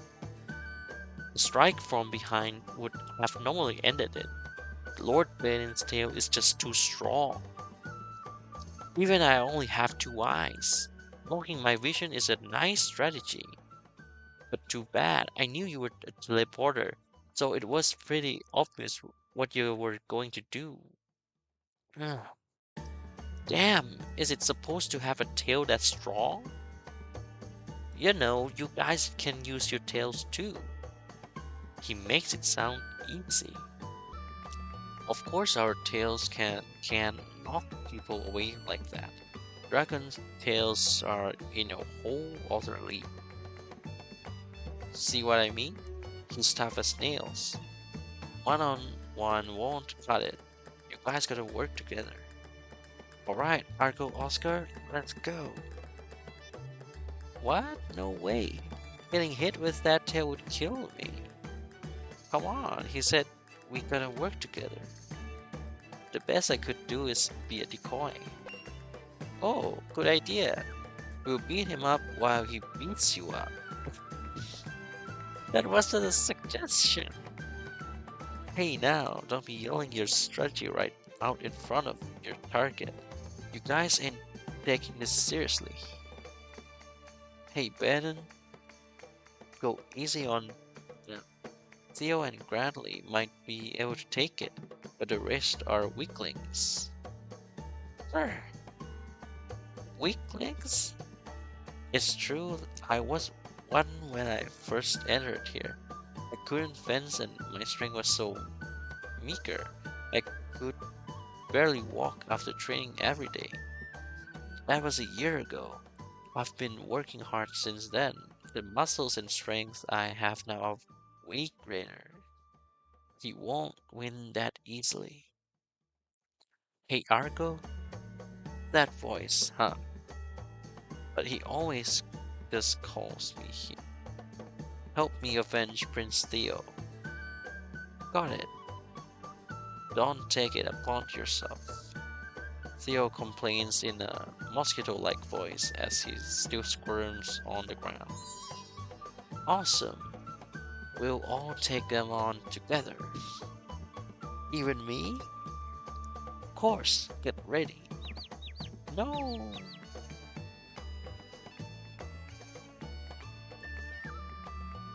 And thus a joint operation between Frontail and Hushbreak was carried out in order to defeat Lord Baden.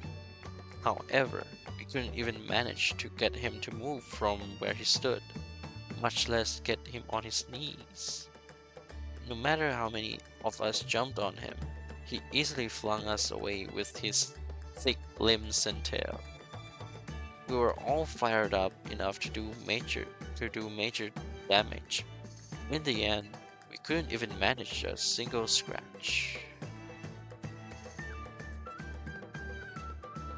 Oh man, are you sure you have been training them enough, Derek? Without even a single mark or drop of sweat, he stands with a composed expression.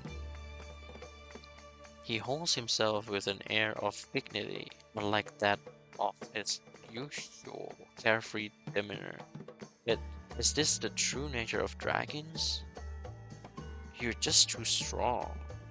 I haven't seen you fight in a while. You still got it. That wasn't even a scuffle. What about you? For old time's sake? I'll pass.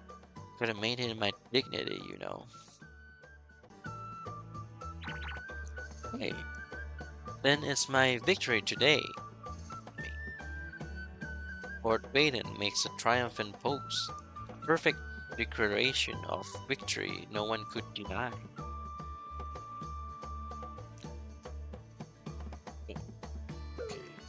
Oh,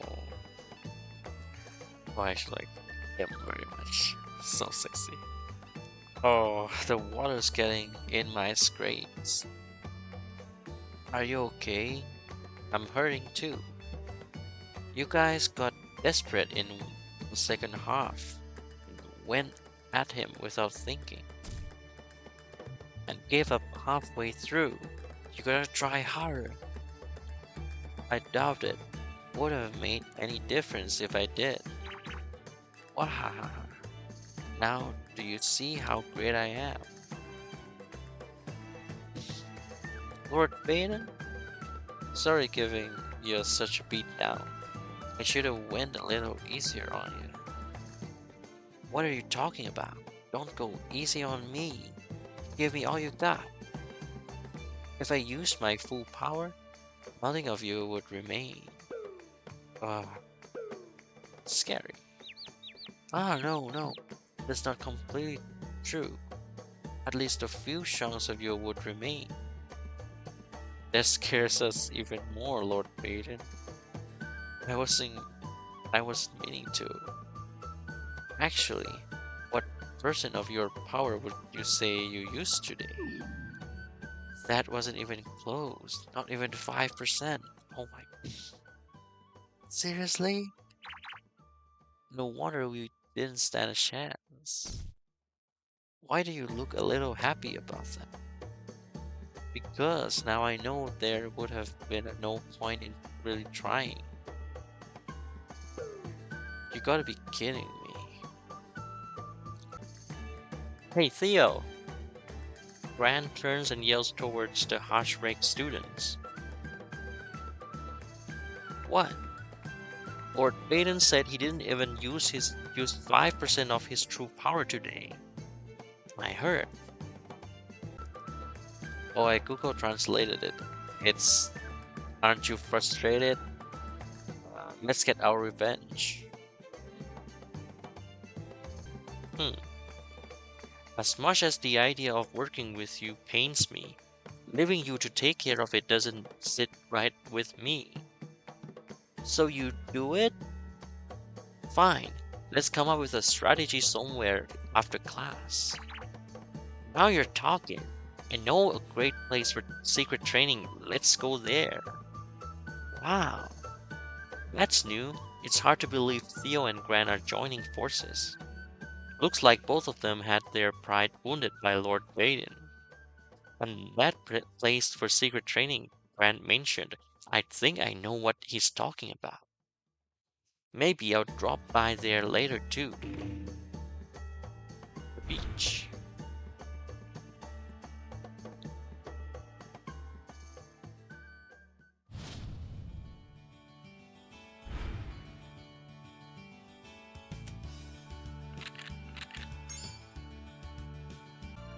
Okay, let's continue this.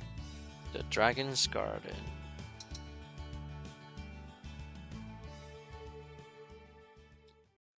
Oh, Lord Baden and she. Yo, Arco. Welcome, Arco. Baden, you may leave. Why don't you leave, Lord? Because this is my garden. I know. Could use it as my room. Such nonsense you're spouting. It's your fault for giving me such a shitty one. Please don't start fighting as soon as I get here. The one fighting with Lord Baden is Lord Shi. He's the noble dragon who watches over Frontier. It was thanks to his discovery of my ability that allowed me to enroll at the nice college. In other words, I owe a great deal to him. He also hides and lies about important things. He often speaks in a way that makes it difficult to get to the heart of the matter. Maybe I'm just being skeptical with all that's going on, but it still feels like there's all between us. Argo, take Ben away.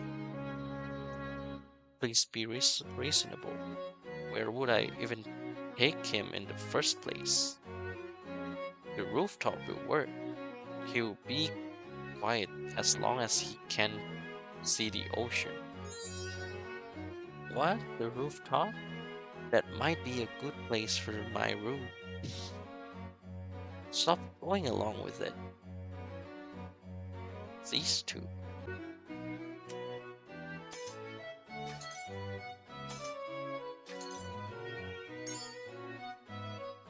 Let's go with training first. Lord Baden, what did you whisper to Professor Doric during training earlier? Huh?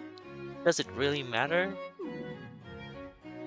You being so secretive about it just makes me more curious. It's nothing big. I just asked them to give me a chance to show off my power. Why? Because you students don't know how great I am. Huh? Was that really why? Taking on all the students with muscle only ain't no better way to show a dragon's strength. You abused your power over such a trivial thing? What's trivial about it? Prestige of dragons was on the line. It's, it is trivial to me, and that's why they underestimate dragons here. That does not bother me. The other dragons are gonna laugh at us. That is none of my concern. You son of a bitch. It sure is important to him for dragons to be strong and respected. What should I do? Ice of Dragons? What kind of place is the Isle of Dragons? Is there a town there? Who told you about it? Lord Baden and Professor Nerd. Baden, are you serious? No, no, it was all Derek, not me. Huh. Oh well, to him it is nothing more than a rumor. So can you tell me about it? I am afraid not. Oh, why do you even want to know about us in the first place? You have no use for that knowledge. I'm just curious. But everyone wants to know, not just me. My goodness, there's nothing interesting about it. Then why is it a secret? Hmm. Being a secret makes people want to know. You hiding it just makes it worse. He's got a point. You are becoming persistent, Argo. You should know how dangerous curiosity can be. Oh, sorry. Come on now. You don't gotta say it like that. Hmm. Lord Shade is kind of prickly and scary today. What should I do? 7 dragons echo. And then we leave this place. I'd like to know more about the 7 dragons echo. What about it? Professor Celio and Julius told me about it. It was an agreement made by 7 dragons, right? It is now 6 of us. What? Why? There was a bit of troublemaker that was expelled from the council around 30 years ago. Expelled? Now we 6 dragons meet every 4 years in a city. In one of ratifying countries to discuss revisions to the Accord. Only the names Seven Dragons Accord and Seven Dragons Forum have remained unchanged throughout the years. So does that mean the dragon who was expelled will return someday? No, it is already widely recognized as Seven Dragons, and it would be a hassle to change it. Ah, none in the council wish for that scum to return. I wonder why that dragon is hated so much. Oh yeah, the next meeting is next year, right? Now that you mention it, I believe so. And you two will be there. That is my intention. It's a total pain in the ass though. It's hard to believe I'm talking to such important people. What should I do? Okay, let's leave this place. If you'll excuse me, I should get going. Okay, see you later. Stop by the next time. Baden is not here, Argo. Sure. Don't agree to that.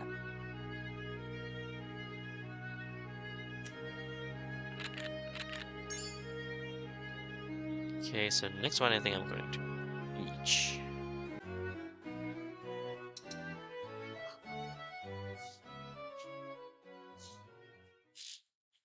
I knew you two would be here. Hmm. So, how's your training coming along? Yo, Argo, it's not bad. Don't lie. You haven't made any progress. Shut up. At least let me pretend. Why are you trying to show off to me? Anyways, um, I think they're competing for something.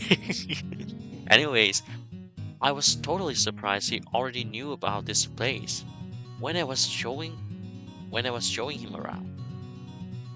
Well, you just did, right? Yes. What's that supposed to mean? Nothing. Stop crying. The way you guys are reacting is making me want to know even more. Like he said, it's nothing. Brr. What should I do?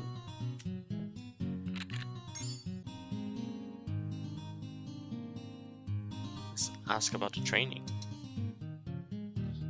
You're training to defeat Lord Eden, right? That's right. Wanna join us? Maybe next time. So that's definite no. You have no motivation. You never beat him with that attitude.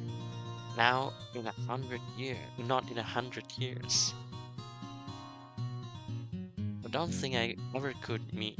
I mean, even with all of us at once, he brushes off like it was nothing.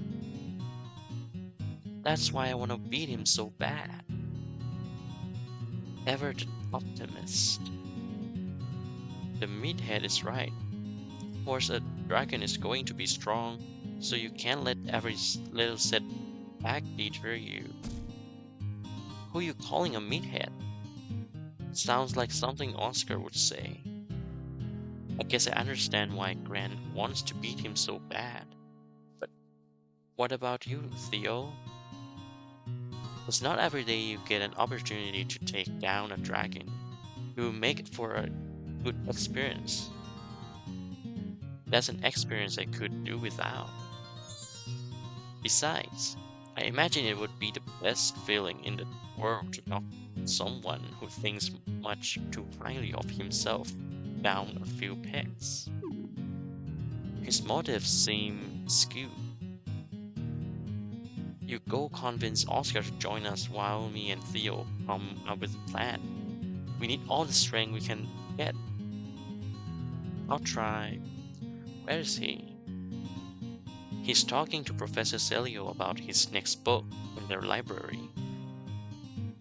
By this point, I get the feeling it would be a mistake to include Oscar in your battles. Go to the library.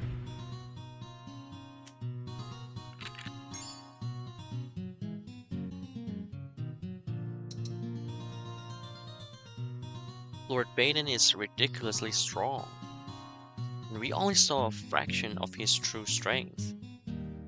I don't think we can win, but we were told we just have to bring him to his knees, not defeat him.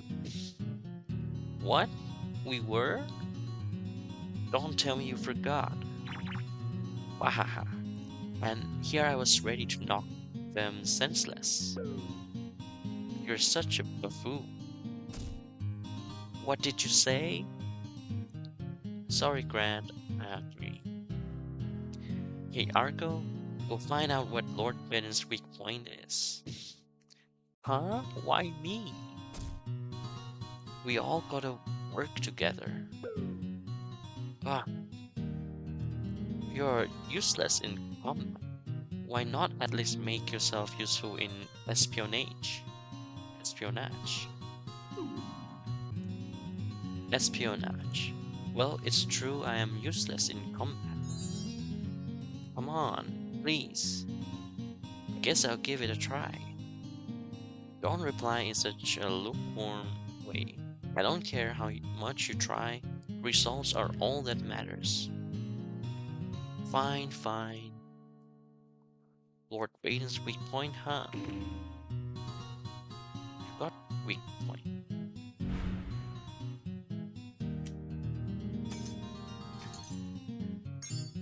Oh, so let's find out the weakness. Why do I have to be the one to find his weak point? Isn't that your specialty? It is.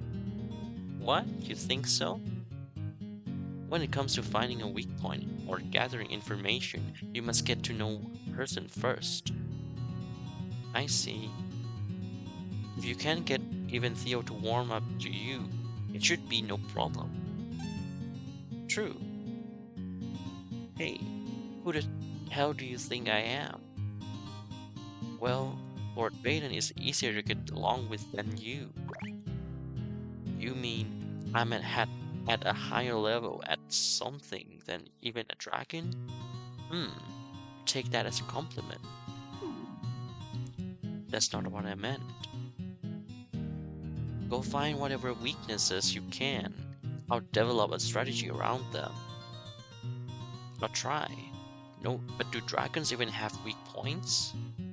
That's for you to find out. Good luck.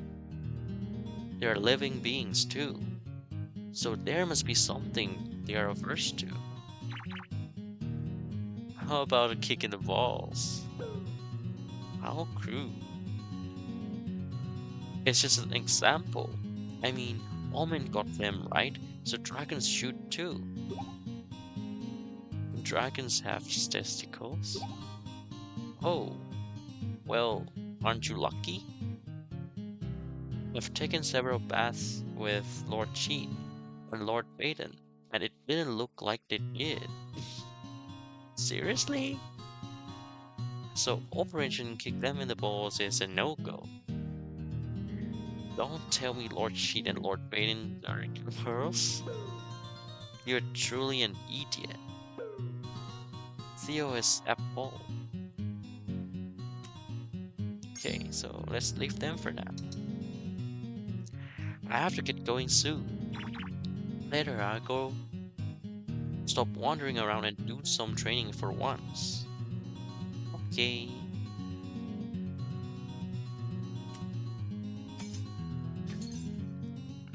Okay, so we unlock the library.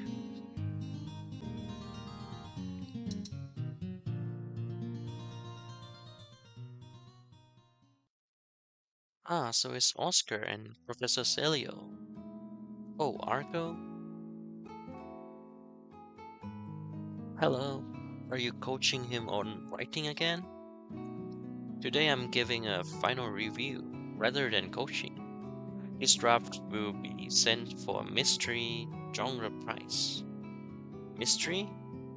That's what you wrote this time? Yeah, I thought I would give it a try. Wow, you haven't told me about it, so I didn't know. This time, I just wanted you to enjoy it as a reader after I was finished. It's more fun to read a mystery in one sitting without any prior knowledge. I see. Does make sense. My last work didn't get any recognition when I sent it in, but I'm confident this time because I've had guidance and more time to polish it. I merely helped him here and there. Wow. He's not only a professor here at the college, but the author of the Rico the Traveling Knight series of books. He kept this hidden from the students up until last year. It wasn't until Julius and I find out that he opened up about it.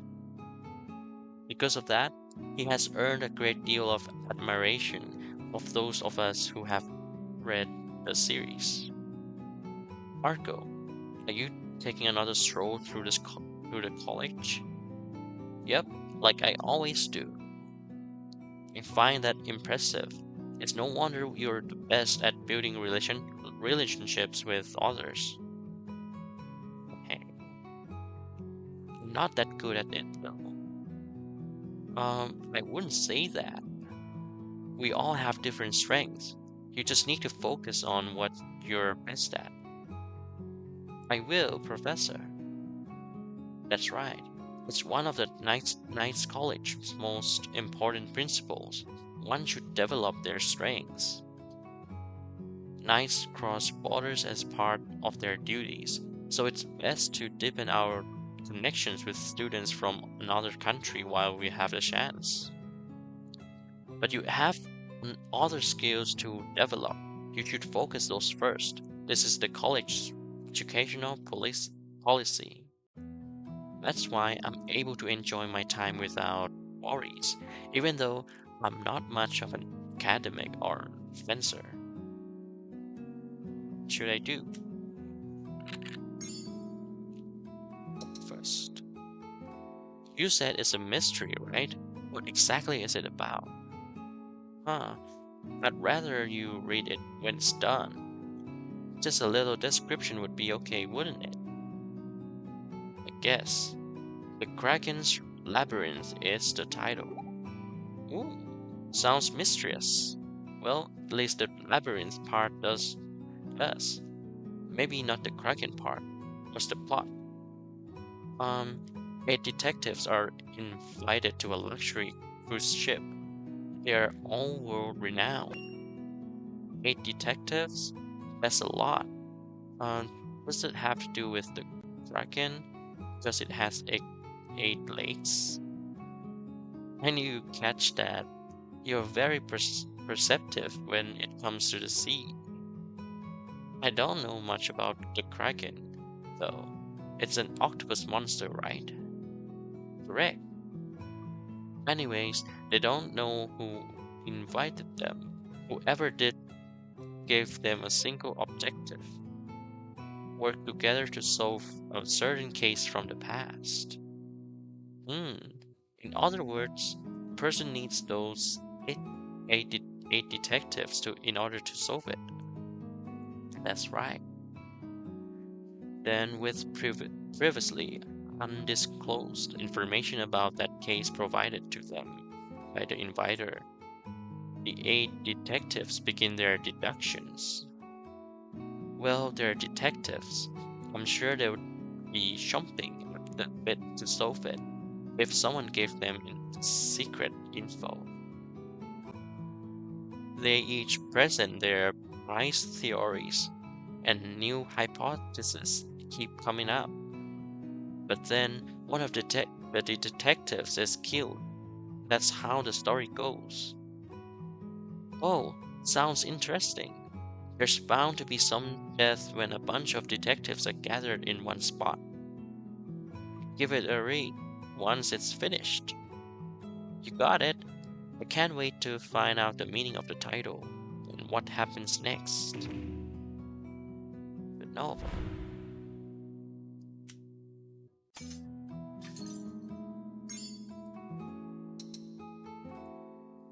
I'm so excited for your new story.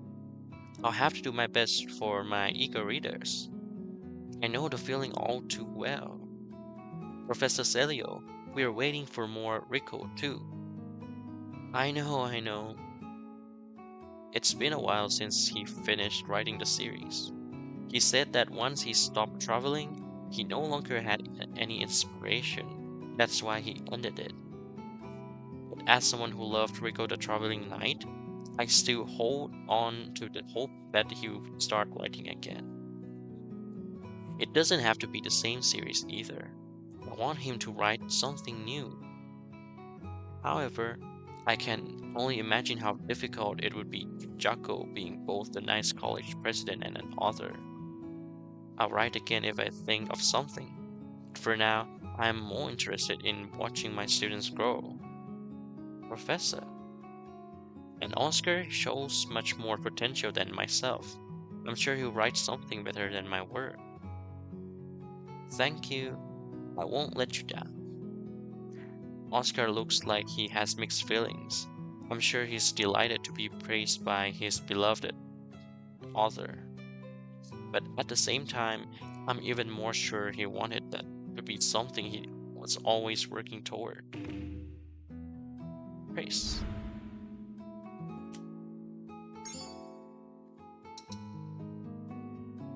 By the way, what do you think of new students, Oscar? I've got a chance to talk to Emir. He seems awfully serious. You thought so too? Yeah, he should try being more relaxed. As much as Grant? That's too far. Seeing all the new students reminds me of how we were last year. True, I was so nervous. I'm sure this year's new students are as well. I do hope you help them unwind as their classmate. Unwind? That sounds a bit suggestive. Is something wrong? Oh, nothing. By the way, I heard Felix making a weird voice from the machine lab when I was walking down the hallway earlier. Machine lab? The college has one of those? Apparently, we've never used it. This college has many rooms you may not know about. Yes? We try to have as many facilities as possible to accommodate the vast range of talents we accept here. I knew it.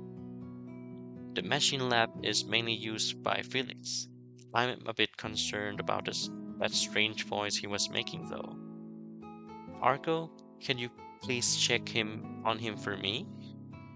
Sure, I'm curious about it too. Thank you. I shall leave it to you.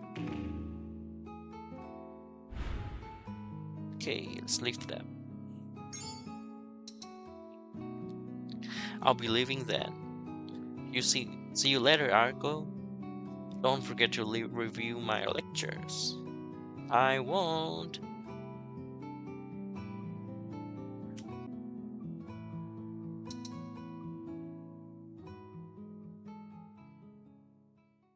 Oh, so they're both here. Uh, is this the machine lab? There's still so many places in the nice college I didn't even know existed. Oh, it's you. Did you need something? I heard Felix was here, so I came to check on him. I was doing the same. You were? Why is everyone so worried about me? We are worried you're up to no good. Well, I'm sorry to disappoint you. Besides, if I was up to something, the worst I could do is blow up this room. That's plenty frightening. I guess I'll have to keep an eye on you after all. But I can't do anything when I can't do anything when you're watching me. Good. That'd make my job easier. You're such a bore. Looks like they're still not any closer to being friends. So, invention? What's that you're making right now? Parachute. Parachute? You mean those things you use when you jump off of something really high up? It's not for jumping off something on purpose. They're usually only used in emergencies. You mean like an airship is about to crash? Yep, that's mainly when they're used. But why are you making one? They're ready-made ones, aren't they? Don't be ridiculous. I have to make it myself so I won't get any flashes of inspiration. Perhaps I could find a way to improve it, or even make one that's better than what's on the market. I see. It might even have other uses, such as hiding it. Don't use your technology for pranks. But it's important to have some fun, right? You should have fun in a way that doesn't harm others. Now I can see why Gamir wants to keep an eye on him. Nice. What should I do? Gamir. Gamir, what part of Frontail are you from? Uh, I'm I'm actually not from Frontail. What? My apologies for not telling you earlier. I'm from Guardia. My full name is Gamir El Khalif. That certainly doesn't sound like a Frontail name. Guardia? That's a country in the desert to the south, isn't it? So doesn't that mean you're an exchange student? Hey, what? You know, you shouldn't poke your nose into people's private affairs. Huh? Sorry. I shouldn't. I shouldn't. I still don't know much about other countries. Knights often mediate disputes between countries, so apprentice knights shouldn't be talking that way. I'm really sorry, Gamir. No, I'm not bothered in the least. But thanks, Felix. No problem. Oof, I really screwed up. I should have kept my mouth shut.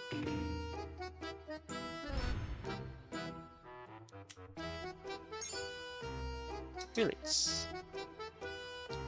Felix, why did you choose to come to the nice college in particular?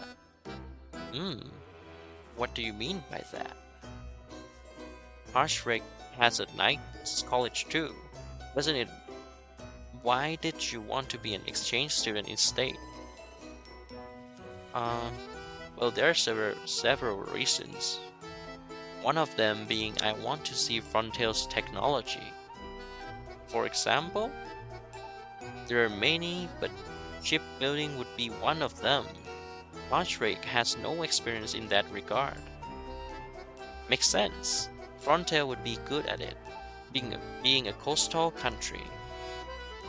As I recall, it is one of the world's leading shipbuilders, second only to Latvigo. They all live on boats in Latvigo, so of course we would be even better at it. I would love to go there someday. As luck would have it, Latvigo's dragon is at the college right now. Why don't you go talk to him? Huh? Latvigo's dragon? What? I mean, Lord Baden, he's living as a Harshrek student right now. I think he would enjoy talking with you. A dragon? As a student? But why as a Harshrek student? He's Latvigo's dragon, right? Who knows? I think that's just what he wanted, so. I didn't know what those dragons are thinking. To be honest, I don't either. Okay, so we're done. I should get a move on. Bye. Thank you for spending your valuable time with us. I'm a little tired. Maybe I should rest in my room.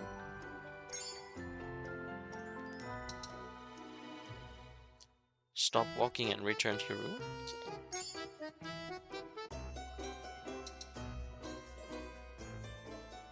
It's about time for a break.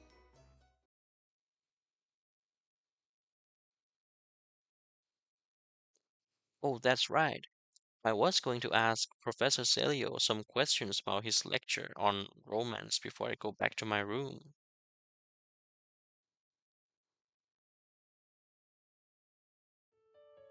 Excuse me, Professor Celio. Oh, Arco? Hello, do you need something? There are some questions I have about your lecture. How enthusiastic. Of course, you may ask. Huh? What was that? He just hit something behind his back. I only saw a glimpse. It looked like a letter. Did you get a letter from someone? What? You have good eyes. That is correct. Why are you hiding it? I'm not hiding it. He obviously was. But he seems happy. Guess it's not bad news. Oh, we are locked in chapter 6, so let's talk first. Professor Celio, you look happy about that letter. That's not true. No, I've known you for a whole year. I can at least tell when you're pleased about something. Hmm. Well, to be honest, I was ecstatic. Did something happen?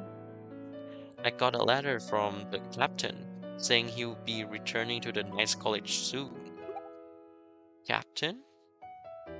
The captain of Frontiers Knights. Ah, I see. No wonder it didn't ring any bells. I haven't met him. Well, despite their close proximity, the Knights College and the Order usually don't interact much. Both the Frontier Knights headquarters and the Frontier Knights College are located on Craig Island. However, the Knights don't come to the college, and the students don't go to the headquarters. You said the captain is returning, right? Where was he? He had business in Hushbreak and was staying there for about half a year. Half a year? Is it safe for a top knight to be out of the country for so long? There are many talented knights currently residing at the headquarters, so there's no need to worry. Wow, so why are you so happy he's coming back? Huh? Oh well, he's someone I admire. That's all. Oh, even you have someone to you look up to, huh? Of course I do. In fact, he's the reason I became a knight in the first place. Really? I'm sure you two would hit it off. Really? I can't wait to meet him. The captain of the knights, huh? I'm intrigued.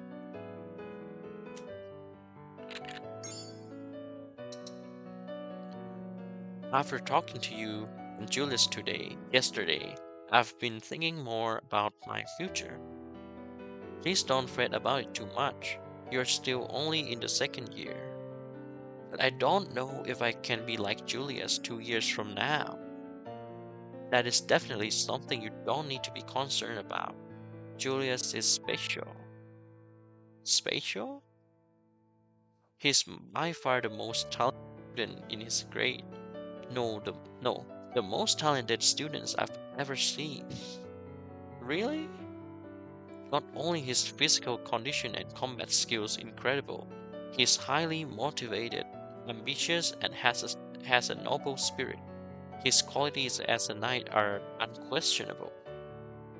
And that's all without mentioning that EP of his.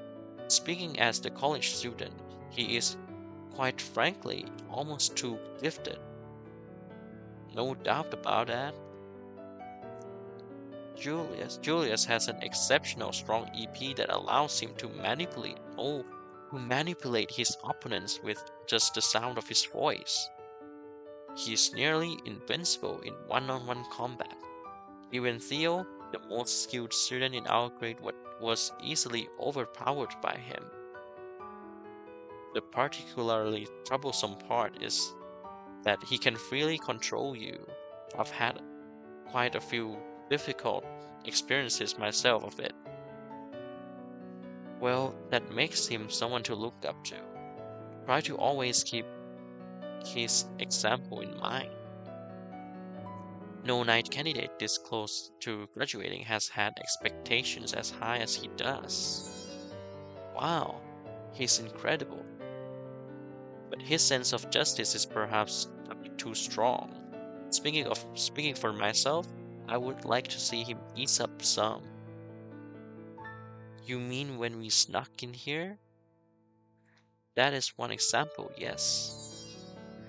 I have to admit, it was kind of fun being a spy. You are sorry about that, aren't you? I am. Good. I suppose you were acting like a knight. Sometimes missions require infiltration. Really?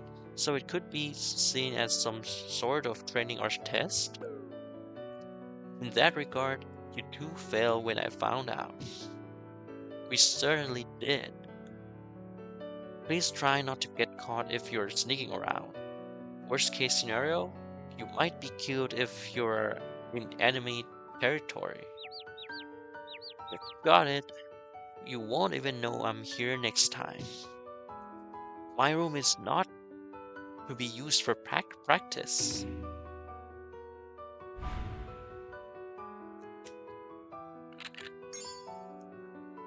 Okay, if you excuse me, I should be going. Oh, didn't you have some questions about my lecture? Oh, I forgot what they were. Argo, I'll come back when I remember.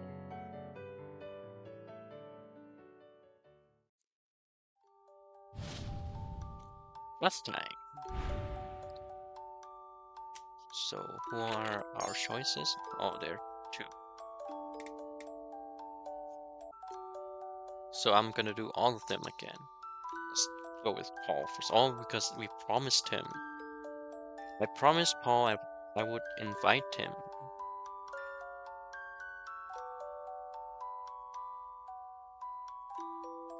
Thank you for asking me to come along, Sir Argo. You promised, right? I don't break promises. I see. Mhm. I didn't see you during free time today. What were you up to? Last night's dinner was so delicious that I had to go talk to the cook in the kitchen. Really? Nice. By the way, only people with potential EP can enter this college, right? Correct. And if a person who does not have one enters, they could end up dying. So that means the college cook can use an EP too, doesn't it? Yes, everyone here can use them. That's what I thought. I mean, all the cooks at the Knights College were knights at one time, Sir Argo. What? Really? I did not know it myself until I asked. But apparently, retired knights work in the Knights headquarters kitchen. Retirement does not strip you of your knighthood. The rules state that you must work in the kitchen. Wow, but I'm sure it must be convenient to have someone who already knows the ins and outs of being a knight doing the work. They're a valuable resource. That is why they are both here and in the headquarters. That sounds perfect for you.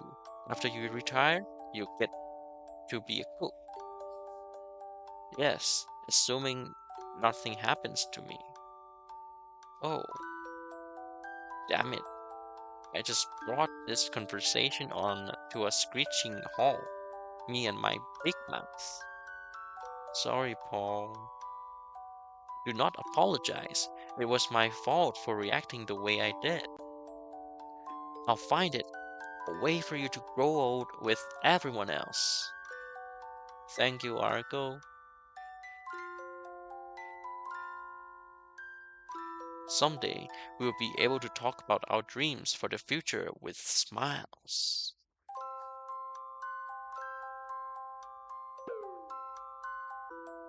Okay, so this time we're going with Grundly.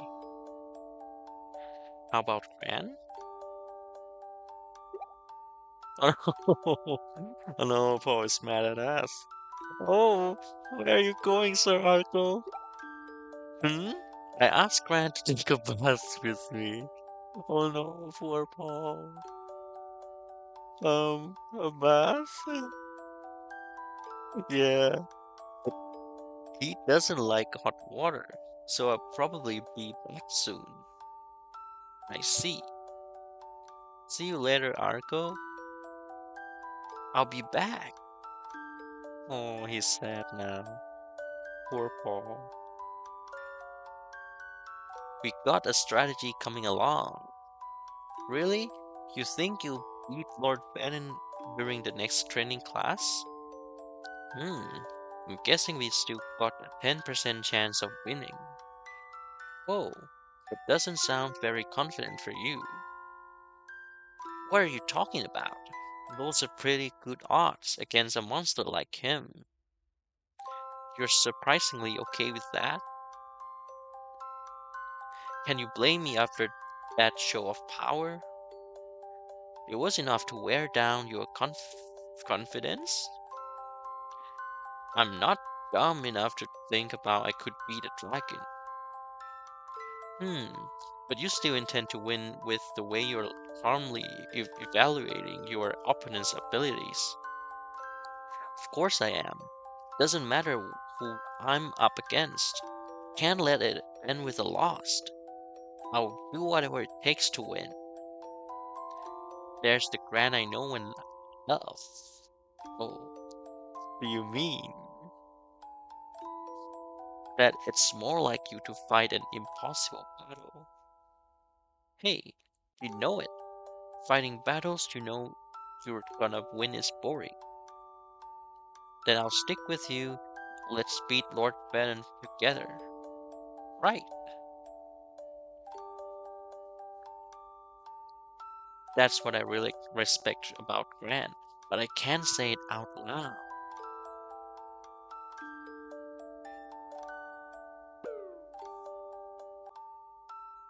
How? What is the matter? Lord Lord Bannon landed a hit on me this afternoon. Scrape? You cannot ignore it. I'm not. I rubbed some spit on it. That is far from proper treatment. Do not settle for such primitive means. Primitive? Before I know it, Paul is applying antiseptic to my wound and wrapping a bandage around it. There, you should be fine now. You're so thorough. You must take your injuries seriously. It's not that big of a deal. Well, I guess dying suddenly made him more aware of these things. I'll return the favor by licking your wounds next time you get hurt. Please do not do something so unclean. You don't want to be licked? Why you ask that? No, not on my wounds. So it's okay if it's not a wound? Oh. Oh. I'm joking. Give me a break.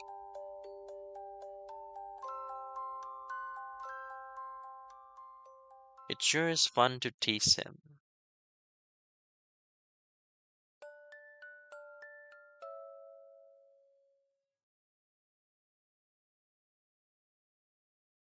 So the next day. Ah, that's right. There's gonna be a room shop for tomorrow. What? Again? Did you say it's tomorrow? Oh, be quiet. I just forget to tell you. He's blowing ahead. During the day's training session, Professor Derek suddenly makes an announcement that causes a stir among the students. Basically, everybody's gonna get shuffled around. Let me know if there's someone in particular you wanna room with. Ah, but the only rule is it can't be who you're with now. The whole point of it is to switch rooms. Oh no, Paul. A few woos come from those who are happy with who they are sharing a room with now. With a wave of his hand, Professor Derek indicates he won't be accepting any objections. I'll take requests right up until the last minute if there's someone you want a room with. If not, they'll just be random. Changing rooms? Paul and I are close now, but the professor said so. I don't have a choice.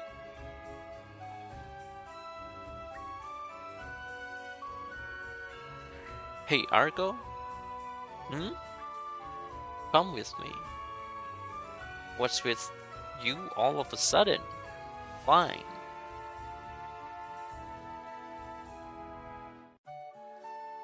Why don't you be my roommate? Oh, Theo is so cute. Huh? What are you so surprised about? Oh, well, I wasn't expecting it. Don't get the wrong idea.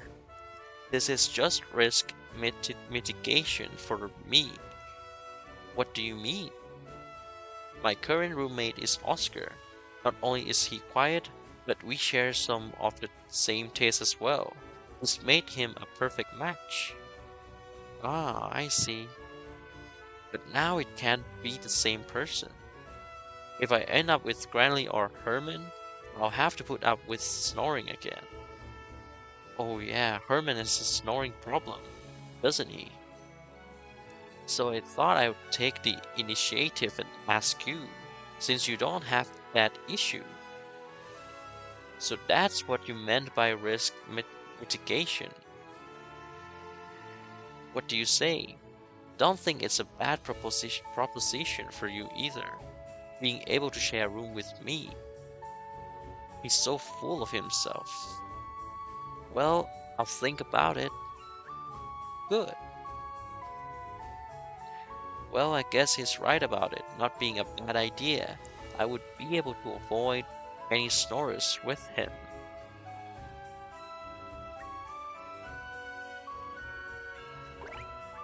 Oh, Argo, can I talk to you for a sec? And now it's grand. Huh? What are you talking about? Theo was just talking to me. What? He beat me to the punch? Meaning? He asked you to room with him first.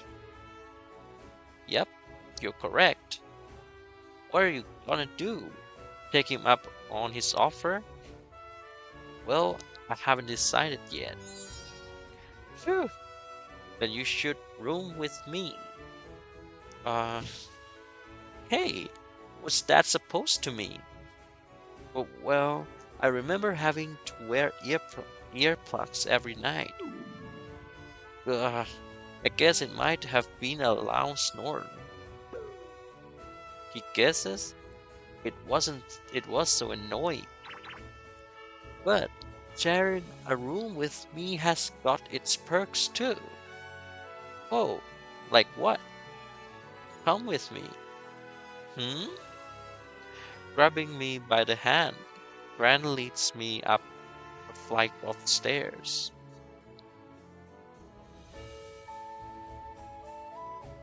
Here, we arrive in front of a door at the top of the staircase. I have no idea where it leads.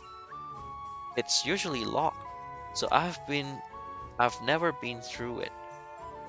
Actually, it's more correct to say I've never had a reason to go through it. What's here? Gran holds his hand out to me. Take it without thinking. Hmm? As soon as I feel the warmth of Grant's hand, I see what must surely be the illusion of our hands fading away. Huh? No, that isn't an illusion. Our bodies are actually becoming see-through. But what the hell? Explain. Our bodies became like colorful jelly, transparent enough to see through the other side. Here we go. Go where?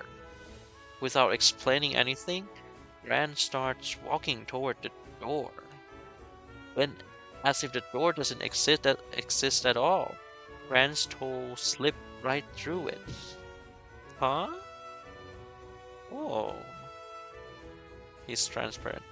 Before too long, it's his knees, his shoulders, then his face.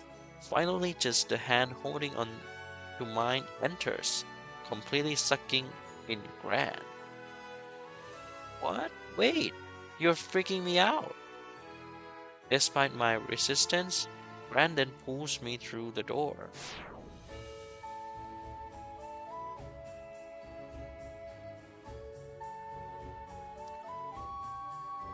Ah.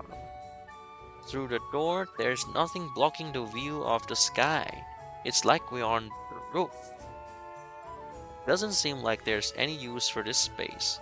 Maybe you could hang your laundry to dry here? The railing is so short that it looks like you would fall if you took even the slightest of missteps. There's definitely a good reason why the door to here is locked.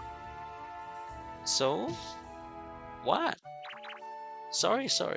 I didn't feel like explaining. You're always like this. Before I know it, our bodies are fully visible again. Thank goodness. It seems like we have returned to our original selves. So is that your EP? Yep, it just awakened not too long ago. I've only just experienced it, but it's the ability to pass through things. But I was able to do it too by holding his hand. I guess I sort of expected that since it was the same when I teleported with Theo. I wish he would have told me beforehand, though. The way he did it so suddenly almost gave me a heart attack. You said it awakened not too long ago, and you didn't think of telling me first? Well, I thought it would be more fun this way. How the hell is that fun? Maybe I'll sneak into your room and catch you doing something embarrassing. No, I haven't tried it yet. I'm serious. Me and Paul. Oh, nothing. Come on. You and Paul do what? I said nothing. Anyways, why tell me about it now? If we share a room, we could get up to all sorts of trouble together with this EP.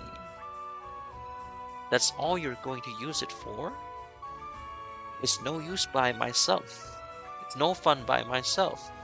I'll talk to Oscar too, but there's no way he'll go along with it. And you think I will? Come on, please. Okay. Also, I have to choose now. Okay, so I think I gotta choose now. So I'm gonna go with Grandly. So let's do these. Okay, I admit it does sound fun. It will be. So, what do you want to do on the roof? Hey. Oh no, oh no, it's we're in the scene now. Okay, so basically from here, if you turn on the safe mode, it will go right into the story of them napping. But if you don't turn on the safe mode, it will go right into the R18 scenes which if you would like to see what's happening, I would recommend you to consider buying the game on Steam. Because here I'm just gonna go with the the non the non R18. Okay, so let's tease him. Okay, it I admit it does sound fun. It will be. So, what do you want to do on the roof? I'm not trying to do anything. Hey, I just wanted to show you my EP. Well, thanks to that, I more or less know how it works. Since we are already here, let's take a nap. Oh, good idea. This is a great place for naps. We have the beach for training and here to rest. Our list of secret hangouts just keeps growing. And the door's locked, so no one should come. We lay down on the roof and soak up the sun's rays with our old buddies. Ah, it's nice to take a nap like this every once in a while. I know, right? Yawn. Here, you can use my arm as a pillow. Huh? Okay. It would be so embarrassing if someone saw us. Who would come up here? True. Now, come here. Sure. Gran wraps a thick arm around me, allowing me to rest my head on it like a pillow. What do you think? Comfy, right? Yeah. It's just like him to not put much thought into cuddling with me. I'm sure he doesn't mind, but as for me, my heart is racing. Hey, Gran, do you? Hmm. His only reply is the sound of his snoring. That was quick. While being amazed at his ability to sleep anywhere, I rest my head on his arm and start to dream.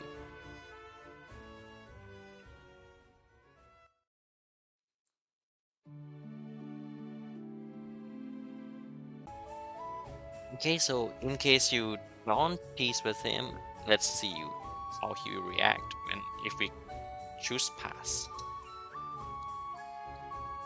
No, I don't want to do something that might make Professor Celio mad. That's what it that's what makes it fun, right? Come on. Yeah, but no, absolutely not. I'm not going with you. This is the whole reason I asked you to come with me. If you say so. Hmm. Anyways, the offer to room with me still stands. It'll be fun. It certainly would be. I'll think about for now. Oh, okay, so that's it. So it's just if you choose to teach with Theo on the non-save mode, you get the erotic scene. It's it. Okay, so let's continue. Right. Today is the last day Paul and I will be roommates. We lay on his bed together, talking about this and that. I simply don't want to waste this time sleeping. By the way, I chose the choice of going to the bath with Paul, and then the choice of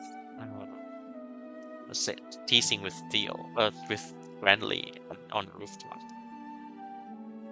So we lay on his bed together, talking about this and that. I simply don't want to waste this time sleeping. Sir Argo, who will you be sharing a room with? I wonder. Should I go with Theo or Grant?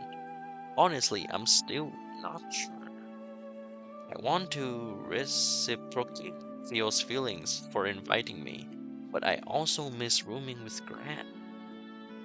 I wish to stay in the same room with you. But Professor Derek said it has to be someone different. I shall miss you. Oh, I shall miss you too, Paul. I'll miss you too. Hmm.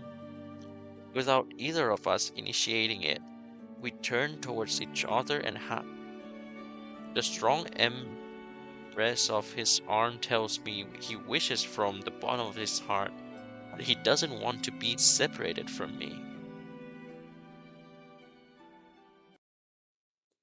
Okay, so morning. The following day, the time to change room has come.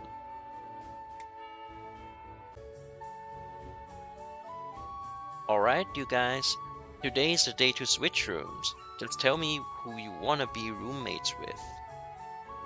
Then oh, there's the locked one as well. So let's go with Granley first.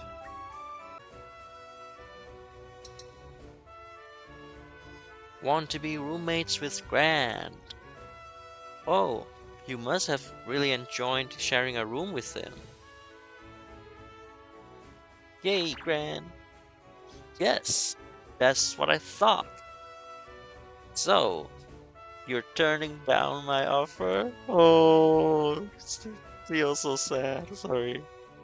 Sorry. Rooming with you sounds fun too, but I miss being with Grant's I miss being Grant's roommate. If I ever got a chance, I would do it again. Fine. As long as they're quiet. I don't care who I share a room with. Theo. Right, Argo. I'll get some more earplugs for you. Oh, I forgot about his snoring. You look like you want to admit to making the wrong choice. It's not too late to change your mind, you know. Hell no, right, Argo? Hmm, aren't you gonna say something? I'll be fine, I'm used to it.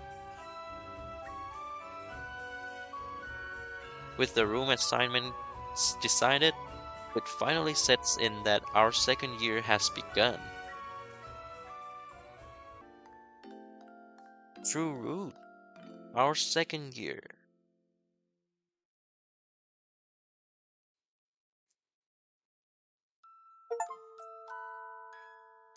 Okay, so here's the end of the chapter 1. Okay, so let's try choosing room with Theo as well. Then I want to be roommates with Theo. Oh, that's a surprise. Oh no, Granny's sad this time. What, you traitor? I'm not being a traitor. I already roomed with you once. Now I thought I'd give Theo a try. Yes, your reasoning is sound. Phew, it was gonna be fun being with you again. Sorry, I will, I will if I get another chance. Hey, Oscar, come room with me. No way. Come on. Hmm, your snoring is doing you no favors. It's not like I enjoy it. I'm looking forward to this, Theo. Be as quiet as possible. I'll lock you out if you annoy me. Oh my god, he's so demanding. Yeah, yeah. Okay, so that's the end of the chapter, guys. Through Root, our second year. So here's the end of the chapter. I hope you guys enjoy it, and I thank you very much for your time for watching this. And I cannot continue with this because because we are allowed to do only one chapter. And also, so you can see here that the cards is only 96% complete because in if you play the previous game, you will see that you have to play through every chapters, and then you get to use your EP, Argo's EP, to time travel and then fix stuff that you have um, done wrong in the past. So to get all the routes perfectly 100%. Oh, by the way, let's see our relationships if they're any updated. So no, currently here we don't get any updates. And for the card, we definitely got some new cards. List one, list two, list three, four.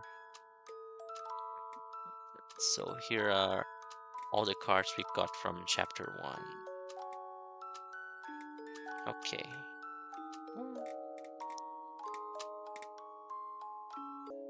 So there it is. Hope you enjoy it, and thank you so much for watching. I'll hope to see you in the next episodes or next game. Please stay with me, okay? And I'll see you next time.